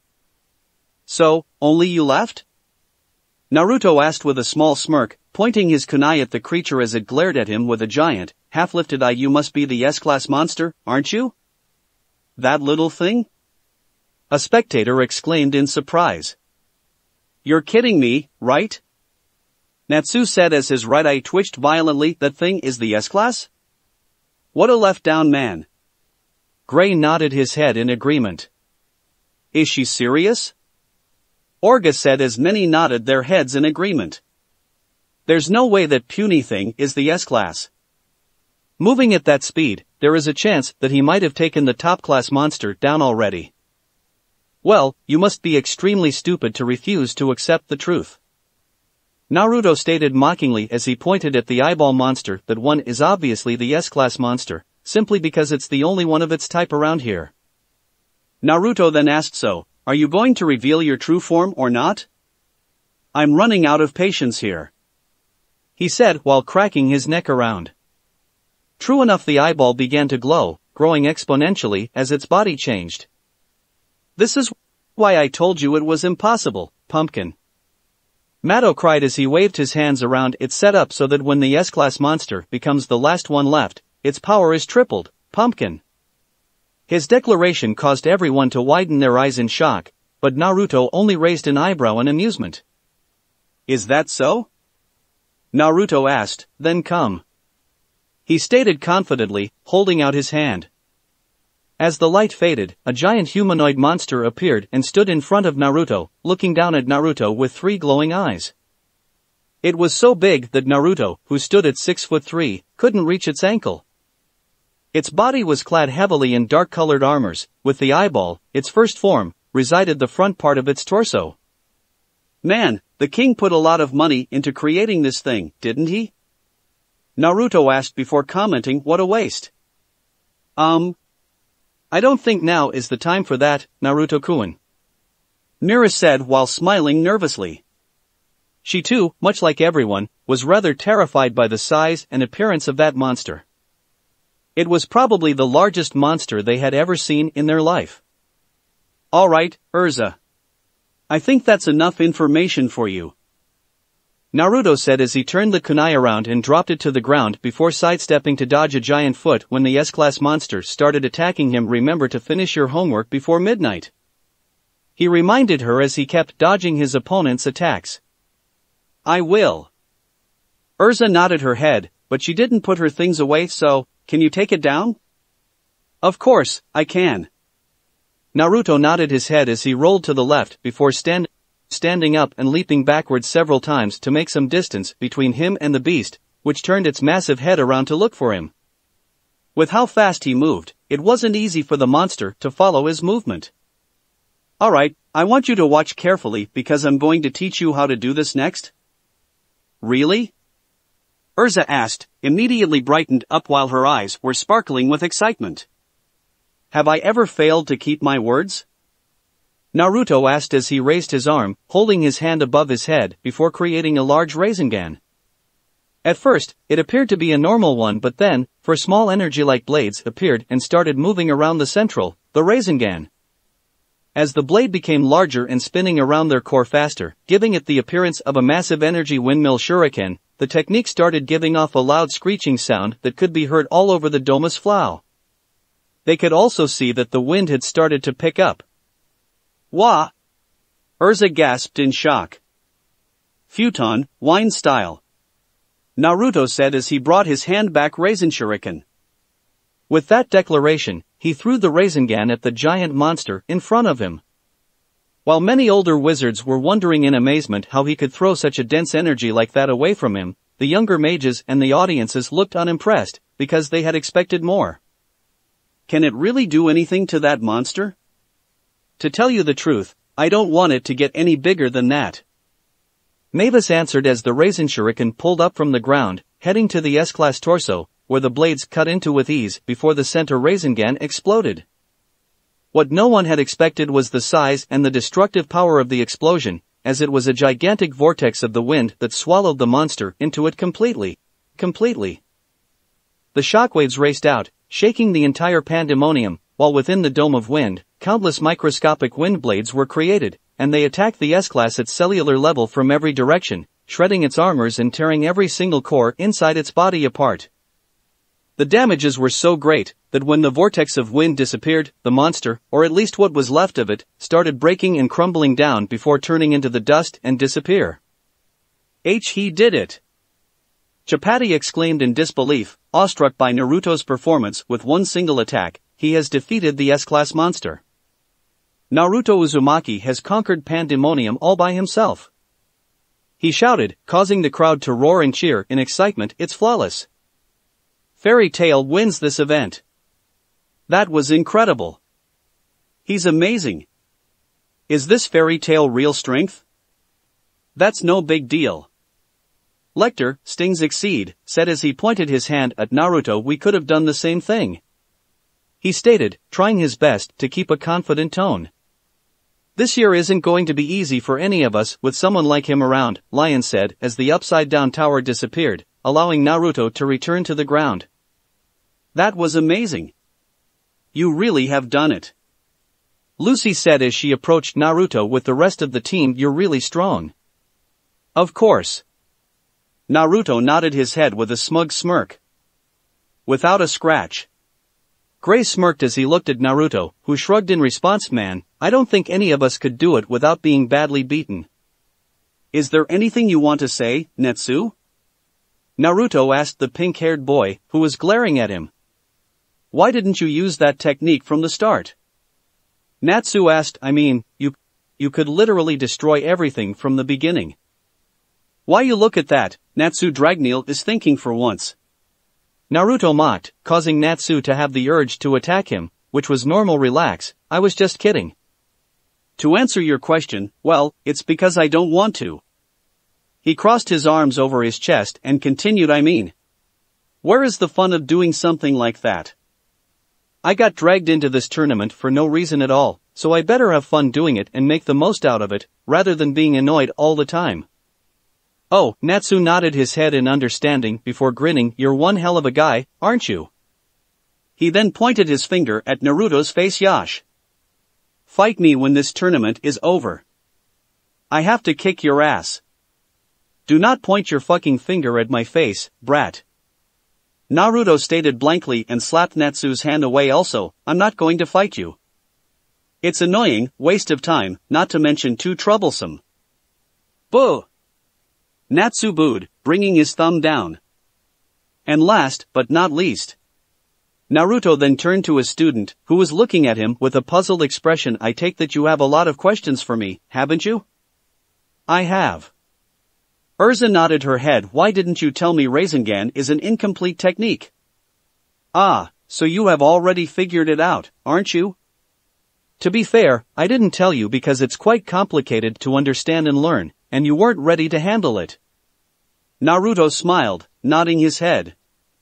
As Team Fairy Tail left the arena, Naruto started. You have already learnt about the chakra control, haven't you? Urza nodded. It was one of his first lessons, and because it was so important, she remembered it to the heart, and trained every day to master her control over her chakra. Well, there are actually two advanced forms of chakra control: shape transformation and nature transformation. Shape transformation and natural transformation? That's right. Naruto nodded. Shape transformation deals with controlling of the form, movement and potency of chakra, while nature deals changing the physical properties of chakra into an element. Ah, so the reason you can use all those elemental ninjutsu is because you can use nature transformation? Urza questioned. Everything had finally been clear to her. You're correct. Though there are much more to nature transformation, but I think you just need to know that for the time being. He continued as they made their way back to their stand, completely ignored the side game the Grand Magic game had to use to determine the following teams behind Fairy Tail Team. And now, these two methods can be implemented separately or together in order to create a technique. A technique's attack power can be increased enormously when you can combine both methods, but the number of ninjas who can use both simultaneously is very limited. He then pointed at her. However, you have already known shape transformation, mastered it actually. Urza widened her eyes for a second, before deciding to guess after thinking very carefully about what he had told her and connecting them together with the strongest technique she knew: the Rasengan? That's right, the Rasengan. Naruto nodded. Sensei, can a single technique determine that I have already mastered shape transformation? Urza asked curiously. I mean, it's not like I don't believe you or anything, but I had to practice tree climbing, water surface walking and various other extreme exercises every day in 3 months just to make sure that I have a good control over my chakra. Trust me, you have. It's because Rasengan is not a normal technique, it's the most advanced form of shape transformation. Seriously? Urza asked in shock before asking quickly. So, does that mean because it's a pure form of shape transformation, you can add nature transformation, which is the wind, to create Rasen Shuriken? Yes. Originally, my old man had developed Rasengan with the intention of combining his nature transformation. However, whatever he had planned, it had never happened, not because he hadn't had the chance, but because he had failed to do it. He had failed? Urza stuttered in shock. Her teacher, who was the wisest man she had ever known. One of the most powerful shinobi in the history, and from what Naruto had told her, a genius, she figured that out herself because Naruto had called him a super smartass motherfucker, much to her annoyance, had failed? If he failed, then what chance did she have? Then how did you? You think it's easy for me? Naruto asked, laughing a little before I created Rasen Shuriken. Everyone had told me it's impossible. Rasengan alone is already an A-class technique. Combining it with nature transformation, it'll become a technique that has an S rank or possibly even higher acquisition difficulty level. It was so hard that I used to think it was as impossible as looking at the left and the right at the same time. Then what chance do I have? Urza asked in panic, holding her head with her hands. Now, don't get scared that easily. It's just theoretically speaking. You still have to go through a lot of training to think about creating your own version of Rasen Shuriken, or whatever the hell it's going to be. Naruto explained, but when he saw that she wasn't being convinced at all, he decided to say now, if you still doubt yourself, then let me remind you that you were standing right in front of me, wearing that headband that you have worked so hard to earn. He pointed to the headband she was wearing on her forehead. Despite not wearing kunoichi armor and proudly calling yourself a kunoichi despite not having any potential in the arts of ninja. You might not be able to master a technique in 2 or 3 days, but what about in 2 or 3 weeks, or 2 or 3 months?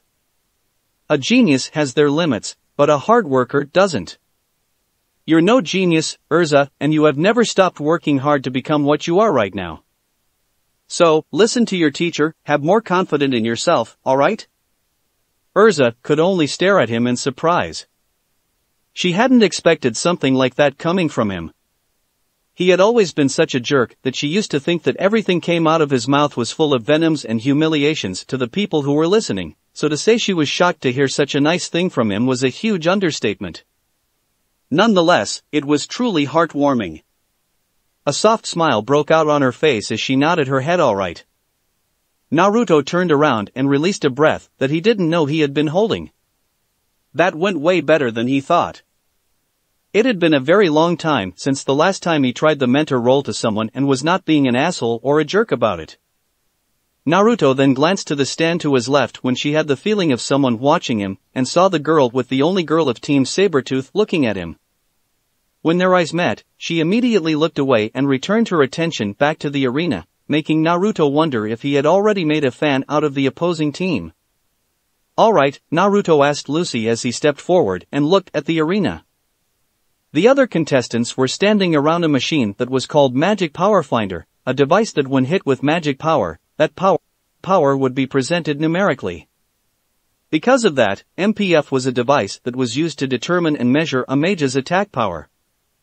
Looking at the recording board, Jura of Team Lamia Scale was in the lead, which wasn't surprising because he was a wizard saint. The last challenger was none other than Kana, who stepped forward with a bottle of beer in her hands. She also looked drunk. As people started doubting her ability to get a score higher than 4 digits, Kana threw the bottle away and started stripping before throwing her shirt away, revealing the black emblem on her arm. And they said Shinobi were the one who didn't play fair, Naruto muttered sarcastically as he looked at Mavis, who smiled innocently at him in response. Kana then raised her arm to the sky and began chanting loudly. Gather! O river of light that's guided by the fairies! Shine! In order to perish the fangs of evil. Fairy glitter! As Kana brought her hand down, a brilliant light fell from the sky, striking the MPF and blasting the entire area apart. When the light died down, everyone gasped in shock when they saw the number and the broken pieces of the MPF. 9,999. Kana Albarona of Fairy Tail B has surpassed even Jura of the Wizard Saint. What is Fairy Tail? Are they filled with monsters? The announcer exclaimed shocked at this development and the crowd went wild with excitement. Well, with that in mind, we're proceeding to the battle portion for day 2. He spoke up first up. We will have Lucy Heartfilia from Fairy Tail A versus Flare Corona from Raven Tail. The crowd cheered as the 2 female mages walked forward from their teams, both with different feelings. Lucy, with nervousness, while Flare, one of confidence and a lot of hatred for her opponent. Lucy! Show them our strength! Natsu cried, cheering for Lucy. Good luck! Naruto nodded his head at her. Leave it to me. Lucy managed a confident smile. I'll definitely win. Can we just get started, Blondie? An annoyed Flare asked her opponent, making a face that made her look mentally unstable. Her expression made Lucy flinch slightly but kept her cool. Meanwhile, Makarov was completely fired up with who they were going against and urged her. The rival guild is led by the idiot Ivan. Come on, Lucy, it's time for us to teach them a lesson. What on earth is the purpose of Raventail? Mavis questioned, and Makarov, who totally lost his cool, answered without thinking. Obviously, they want to humiliate us. So annoying.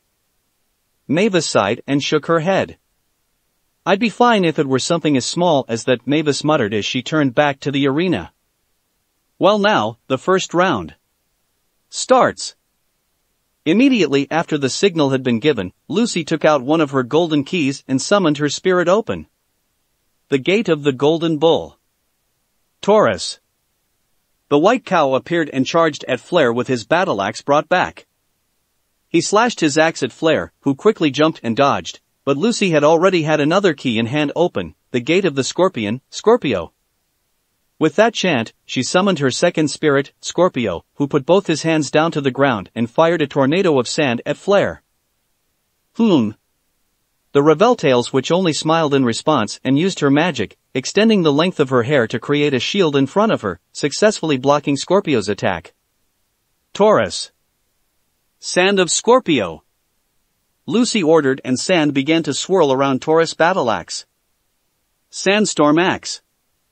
The Minotaur cried out and slashed forward, sending the tunnel of sand straight to Flare, which crashed into her body and sent her flying. The Raventail mage quickly got up to her feet and snarled back in anger. Blondie. Kamishigure Roga. Flare elongated her hair in spirals and shaped it into the front half of a large, furry, fierce-looking and extremely realistic wolf, complete with clawed forelegs, blank eyes, a canine nose, a pair of ears, a mouth full of massive sharp teeth and a long tongue sticking out before sending it to Lucy. However, the celestial mage countered by summoning Cancer, an expert hair designer. With 2 scissors in hands, he cut Flare's hair, effectively negated her attack, making her scream in anger, "My hair, damn you! You bastard!" She sent her hair into the ground and trapped Lucy, swinging her around by the ankle. However, Lucy wasn't giving up just yet. She quickly took out her magical weapon and whipped it at Flare, hooking it around her ankle, swinging her around as well. Wow! Chapati cried as the crowd cheered. There hasn't even been time to take a breath in this battle. Battle of the father and sons guilds. And battle of the women. Neither one is drawing back. Arg! Flare shouted and drilled her hair down in the ground. What are you doing? Lucy asked in confusion. Flare just tilted her head and smiled evilly as she turned towards the crowd. Lucy caught on, and she quickly glanced at the rest of Fairy Tail who were cheering her on from the sides. She noticed that a bit of Flare's hair was moving very close to Asuka, as if it was about to pounce on her any second. Asuka-chan. For that second that Lucy took her eyes away from Flare, her red-haired wizard immediately took that opportunity and whipped her hair at the celestial mage, knocking her down to the ground. Now, Blondie, don't move or talk, or else the girl dies. The Raventail mage chuckled evilly, as she twirled her hair that was next to Asuka threateningly got.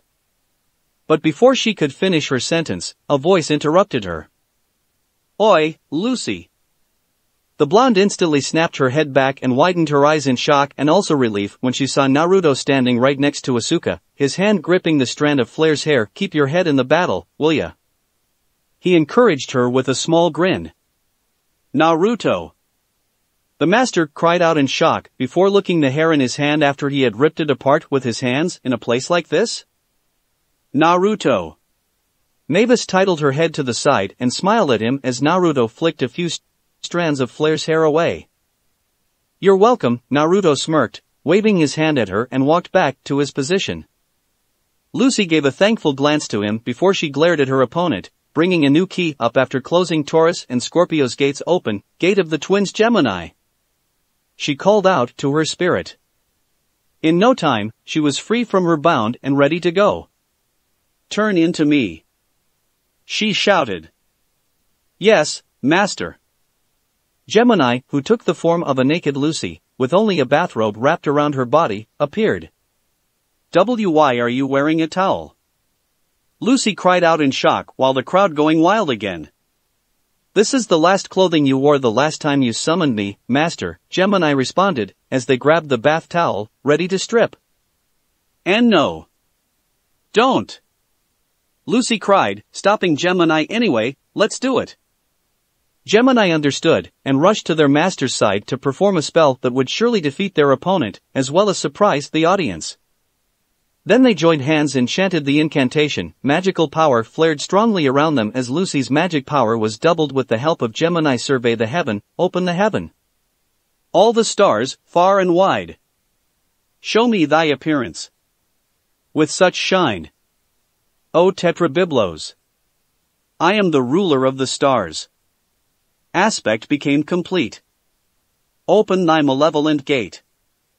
O 88 stars of the heaven. Lucy continued as the 88 constellations of the sky appeared and then came down as spheres and bestowed their power upon the blonde celestial mage, causing everyone to gasp in amazement and Flare to fall on her ass and look at her opponent in fear shine. Uranometria. However, when she was about to strike Flare, Lucy began to sweat excessively and found her spell got cancelled out. The next instant, Lucy dropped to the ground in exhaustion, confused why the spell didn't work. Rather, it didn't even leave a scratch on Flare. What happened? Urza cried out. No way. Makarov gasped in shock. This feeling. Scylla muttered as she turned her head and looked around the stadium. It didn't take her long to find what she was looking for, a small devil-like creature with a grinning face that was standing on the shoulder of a mage of Raven Tail, Obra. The winner of this round is Flare Corona from Raven Tail. Chapati cried in the mic, and the crowd cheered loudly. Upon hearing this, Naruto quickly jumped off the stadium and rushed towards Lucy while she was trying to cover her tearful eyes as the crowd laughed at her. What in the world happened? Lucy's magic didn't activate. Yazima-san, this is Yazima-san. But the short old man was glaring at a certain guild with a dark expression on his face. Around the stadium, the audience was completely confused, and couldn't stop themselves from wondering what had happened. God damn it, what did they do? Natsu growled angrily as he looked at the mages of Raven Tail team, who were all smirking and laughing in satisfaction. I'm going to get her. Stay here, Natsu. Naruto shook his head and put his hand on the Pinkette's shoulder, stopping him. You wait here. Before he could say anything, Naruto had already jumped over the balcony and landed on the ground before making his way toward Lucy, who was trying to get back to her feet while sobbing quietly. Why are you crying? Naruto asked as he extended his arm, offering Lucy his hand. You've done well, you know? But it's still. But she didn't get to finish because Naruto suddenly bent down and hooked his arms under her knees and her back, picking her up bridal style much to her surprise. Wah. Come on, let's get you out of here. Naruto smiled as he turned around and walked away with Lucy. It's just one lost, we're still far ahead of them. Save the tears for later when we win, okay? Okay. Lucy nodded and wiped the tears away. Did I ever tell you how much you remind me of someone I used to know? No? Lucy widened her eyes, causing Naruto to chuckle softly. I didn't, did I? Line break. How is Lucy's condition, sensei? Urza asked when Naruto returned to them after taking their celestial mage to the infirmary so poorly Yusuke could run a few checks on her to make sure that she was alright. She's fine. Naruto answered. She said she was going to take a shower and would return to watch the rest of the day with us later. Good to know. Urza smiled and nodded her head. Sorry for keeping you waiting, now let's get ready for the first battle of the second day. Chapati yelled as two names appeared on the Lacrima screens, Mira Jane Strauss of Fairy Tail Team B versus Jenny Raylight of Blue Pegasus. The audience, especially the male group, roared in excitement, which wasn't something unexpected because they were the two most beautiful girls in the Grand Magic game, with well-known reputations in swimsuit modeling to boot. He turned to Mira, who was about to leave, and called encouragingly, Mira, do your best out there. Thank you, Naruto-kun. Mira smiled and headed down to the arena just like Jenny. Mira Jane and Jenny stood facing each other, both keeping the confident smile on their face. Come on, Mira. Urza shouted out as she put both hands in front of her, cheering for her best friend. Fight with everything you got. But then, her mouth dropped open in horror as she saw the battle. What's going on here? Oh, I see. Naruto smirked as he leant forward. The organizers sure know how to organize interesting matchups, don't they? In a flash, Naruto had magic binoculars in his hand that he then used to have a much closer look at the arena below. Damn girls. He laughed slyly, before glancing to the side when he noticed the weird look Urza was giving him. What? I'm a man, aren't I? There's nothing wrong with enjoying a view like this. He commented before going back to enjoy the show. Meanwhile, Makarov, just like any male within the stadium, were looking at the battle with hearts in their eyes. Because it's not just a battle, it's a swimsuit battle. How this? Mira Jane smiled seductively, changing her clothes into a two-pieces orange bikini with white flowers patterns. She was kneeling on the ground with one of her left arm putting underneath her chest and one hand holding her right breast, pushing them up and making her breasts look even bigger than before. And this? Jenny retaliated with a similar tactic, running her hands through her hair and pushing her chest out to increase the greatness of her large breasts in her own blue swimsuit. The crowd was going wild, now that the female finally joined the men, crying out excitedly at the sight of their idols in swimsuits. I'm back. What is going on, everyone? Lucy announced her return with Wendy, who had fully recovered, and asked with a bright smile. To answer her question, Mira simply pointed to the battlefield, where the two models had changed into new sets of bikini. Mira? And Jenny Raylight too? I guess it can be helped since they're both pinup models. Apparently, there is an irregular rule that allows them to turn this fight into a cheesecake showdown. Urza sighed before smiling at Wendy. Hello Wendy, how are you feeling? I feel fine, Urza-san, thank you. Wendy smiled back with a nod of her head. Naruto is really enjoying himself, isn't he? Lucy asked, smiling nervously while looking at Naruto. Urza could only shake her head. She agreed with his logic, but it's necessary to show it so casually, clearly, and perversely like that. What do you think of this? Mira Jane made another sexy pose with her hand holding the front bangs of her white wavy hair up, bending her back to show off her ass. Her bikini was changed into another bikini suit, which was light blue in color. Hi. Jenny countered with a leopard print bikini. Her thumb was pulling the bikini top down to expose more fleshes. Man, this is gold, pure gold, Naruto commented excitedly as the two beautiful models went on a series of bikini and lingerie. The themes changed rapidly, ranging from school swimming uniform, catgirls in bikini to bondage, stockings, and pantyhose. The two really didn't hold anything back. Seriously, just what the hell is going on? Gray asked, sweat dropping nervously.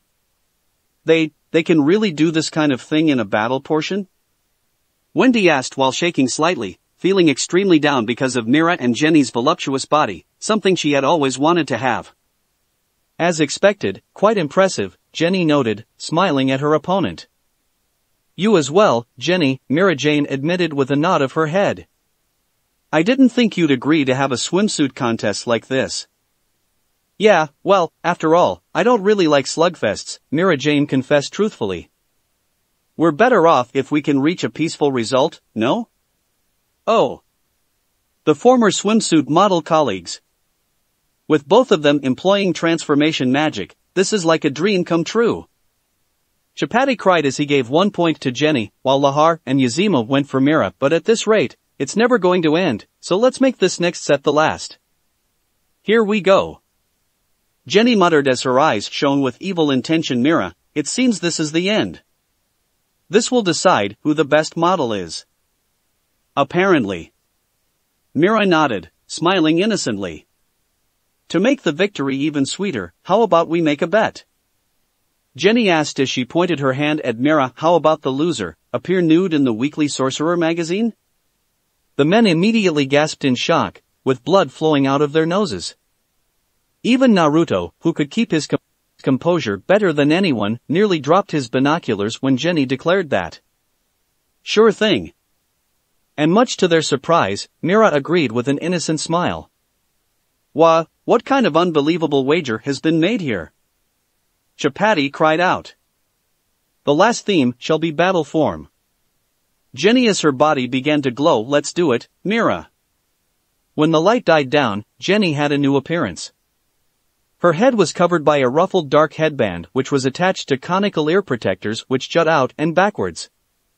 Her torso was covered by a dark battlesuit with light edges, splitting into two main parts. A revealing shirt exposes a fair amount of her cleavage and her belly, while her legs were covered in similar, tight-fitting pants, leaving the inner parts of her thighs exposed. The two pieces were joined together on the front by two thin, dark straps, creating an X in correspondence to Jenny's abdomen, each of their edges secured by thin, light bolts, while on the back the shirt and pants became one, with a thong-like garment covering her bottom, leaving the upper central part of it exposed. She sported light gloves extending up to her shoulders, each secured by a series of buttons on the inner part of her arms, which possessed metal plating in correspondence to her hands and metal bands on their upper edges. Every arm had the above-mentioned part linked together by a thick, dark cord, solidly remaining arched and not hanging down, similar to a hosepipe. Her legs were covered by armored thigh-high boots, sporting distinctively large upper edges protruding upwards, as well as metal high heels. Jenny's neck was hidden by plate armor that extends on her shoulders in the form of rounded pauldrons and up to her chin, with two peculiar protrusions hiding her ears away, jutting outwards, getting smaller as they get farther from her face. Then I guess it will be my turn then. Mira Jane smiled as her magic power flared around her. This is new, Naruto said as he removed the binoculars. There was no need for that anymore. She won't. Urza gasped when Mira Jane started to transform. She did. In such form, Mira became taller and more massive, with her facial features and expression changing accordingly and gaining a sinister look. She gained a fair amount of thin markings on her arms, as well as much longer and scruffier hair, jutting outwards in many spiky, rounded tufts, with even her signature tied strand becoming longer. Her torso and part of her lower body were covered by a revealing dark overcoat with light edges, which was torn in its lower part and revealed a fair amount of her cleavage, being left open on the front and having the parts covering Mira Jane's chest linked to a high, wide collar. The coat came with notably squared short sleeves, with their outer parts extending her arms in a spiky protrusion, vaguely reminiscent of pauldrons due to their sharp shape. The open coat was circled and secured to Mira Jane's abdomen by a light belt passing just below her breasts, closed by a simple buckle, while a similar though mildly larger belt circling her waist held up a light garment, covering the back and side parts of her coat. Hanging from her shoulders was a large dark cape, possessing torn lower edges, not unlike her coat. Armor plating went up from Mira Jane's neck, forming 3 spikes on her chin and extending to cover her ears, flanking her face, with 2 large, armored horn-like protrusions jutting outwards at its sides. Mira's forearms sported armored gauntlets. Her legs appeared to become covered in large, dark tattoos, resembling the shape of thigh-high boots. Such markings might as well be motifs present on a pair of long, skin-tight pants. The most distinctive element of this already peculiar transformation, however, were her feet. These were completely obscured from sight, and her calves instead end in a sea of sharp flames, enveloping the ground in the immediate area around Mira Jane, with their tongues reaching up to the upper back of the S-class mage in height. Each leg also had 4 small, light vertical lines placed one near the other on the front, where the feet themselves were supposed to be. Wendy and Lucy gasped in amazement as Mira's new transformation. What is that form? Demon, Mira Jane Citri. Urza smiled as she crossed her hand on her chest. As far as I know, it's the strongest Satan soul. I've acknowledged your wager, Jenny. Mira spoke up in a much deeper tone, and now, I would like you to acknowledge my strength. Jenny paled in response and fearfully looked at her rival. Mira then dashed towards Jenny and landed a single blow on her. The attack was so powerful that it knocked Jenny out of her battle form and caused her to fall down with the top of her dress burned to ashes, leaving all the spectators in awe. Sorry. Mira changed back to her human form and smiled softly at the girl who was crying. I look forward to seeing you in your birthsuit, Jenny. After saying that, she walked away. Poor girl. Naruto commented as Jenny started crying. She really has no idea what she has gotten herself into. Victor. Mira Jane. Line break. You've been chosen as the reserve member of this team. Do you understand what does this mean, right? Yes. Yes, I won't humiliate the name of Sabretooth. Yukino nodded her head. It means I have to win no matter what. As soon as she heard her name get called to be the opponent of Kagura Mikazuchi for the final battle of the second day, Yukino made a silent promise to herself that she'd give it her best shot. If she lost, it meant she wasn't worthy of the title of Mage of Sabretooth. The young mage couldn't help but sigh longingly when she started thinking about what would happen to her. It had been her lifelong dream to join Sabretooth, and today would be the deciding factor. Would she sink? Or would she float? As she walked out onto the field, nervousness racked her body and her pale hands were soaked with sweat. She quickly wiped them on her skirt. Her cloak that flared at her feet kept her action well hidden, trying to let her nervousness subside. It's nice to meet you. Yukino lowered her head as she greeted Kagura. The swordswoman was surprised, and she greeted back in return. Nice to meet you too. Well, why don't we also make a bet like the previous contestants? She suggested. Sorry, I'm not interested in that. Kagura shook her head. Are you afraid that you'll lose? I don't think so. That's just because I think people must keep their promise if they make bet. Kagura closed her eyes as she continued. I have no interest in casual bets. Then let's just make a big bet then. Yukino then paused for a second before saying let's bet our lives on this contest. Seriously, is that necessary to go that far? Natsu asked in shock. What's wrong with her? Gray questioned while looking at Yukino with wide eyes. This girl. Naruto muttered thoughtfully. Yukino reached her hand into her pocket and brought out the key of Pisces, letting it glow as the gate was ready to open with just a few words. Ha! Kagura said, looking at the key. A golden key. She's a celestial mage too? Lucy asked in surprise. Open. Open, gate of the twin fish. Yukino declared as she raised her key. Pisces. Pisces came out of their gate in battle mode, their fishy forms that were very similar to eels, not fishes. Why it was the gate of the twin fish and not gate of the eels, Yukino could never understand. They were black and white, almost as if they were yin and yang. Kagura easily dodged as they attacked, her eyes closed. Yukino was shocked.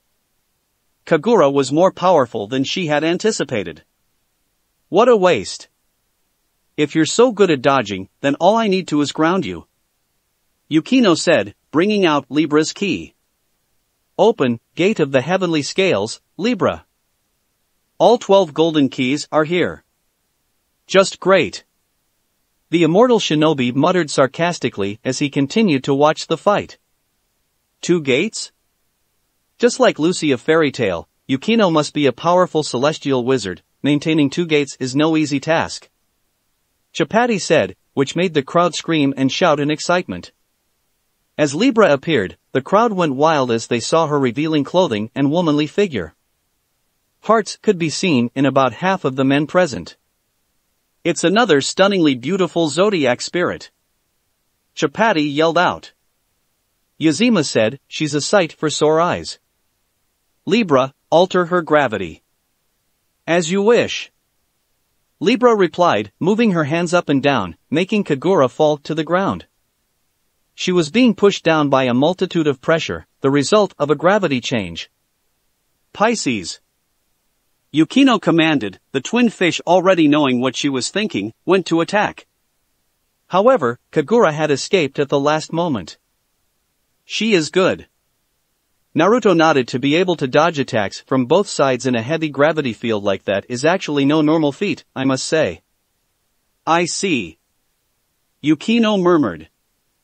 Her plans of winning with Pisces and Libra crashed down. Kagura hid both spirits with her sheathed sword, knocking both of them away much to the shock of everyone. Pisces, Libra, go back, Yukino said, and made her spirits disappeared. You're going to make me open the 13th gate? Yukino questioned her opponent. Kagura looked shocked, her eyes opened widely as Yukino brought out a black, oddly designed key. Opening the 13th gate. That means you're out of luck. Yukino said. Whenever she used this key, her opponent always fell before her. It was her ultimate key. The gate key glowed purple as it waited for her to say the summoning words. Luck, huh? Kagura questioned. I haven't relied on that since I was born. Everything has happened due to the choices I've made. She said, putting her hand on the handle of her sword. Archenemy, they lead me to the future.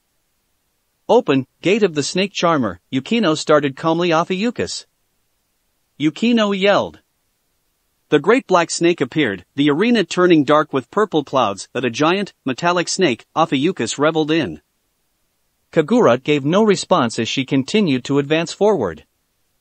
Ophiuchus went to attack, but the mermaid easily dodged to the side and hit the giant snake with her unsheathed sword. Blade of resentment, archenemy, style of the unsheathed sword. With one single attack, she split Ophiuchus in two, forcing the spirit to return to the celestial spirit world. I don't believe it, Yukino muttered terrifyingly, her eyes widened in horror as Kagura closed in and struck her with the back of her sword. Your decision for making a bet was too hasty. Kagura stated calmly as she stopped behind a fallen Yukino, because sometimes mermaid eats tigers. Yes. Yukino stuttered with tears kept flowing out of her eyes. She lost. Your life. Kagura said as she walked away. It belongs to me now, right? Yeah. Yukino said as tears fell from her eyes. I will obey you. That was it. She was going to be disbanded from her guild. Her ultimate defeat marked the end of the second day of the Grand Magic Game. That's it for this reading. Hit like and subscribe for a free ticket pass going to the different worlds of anime fanfiction. Looking forward to having you on board again.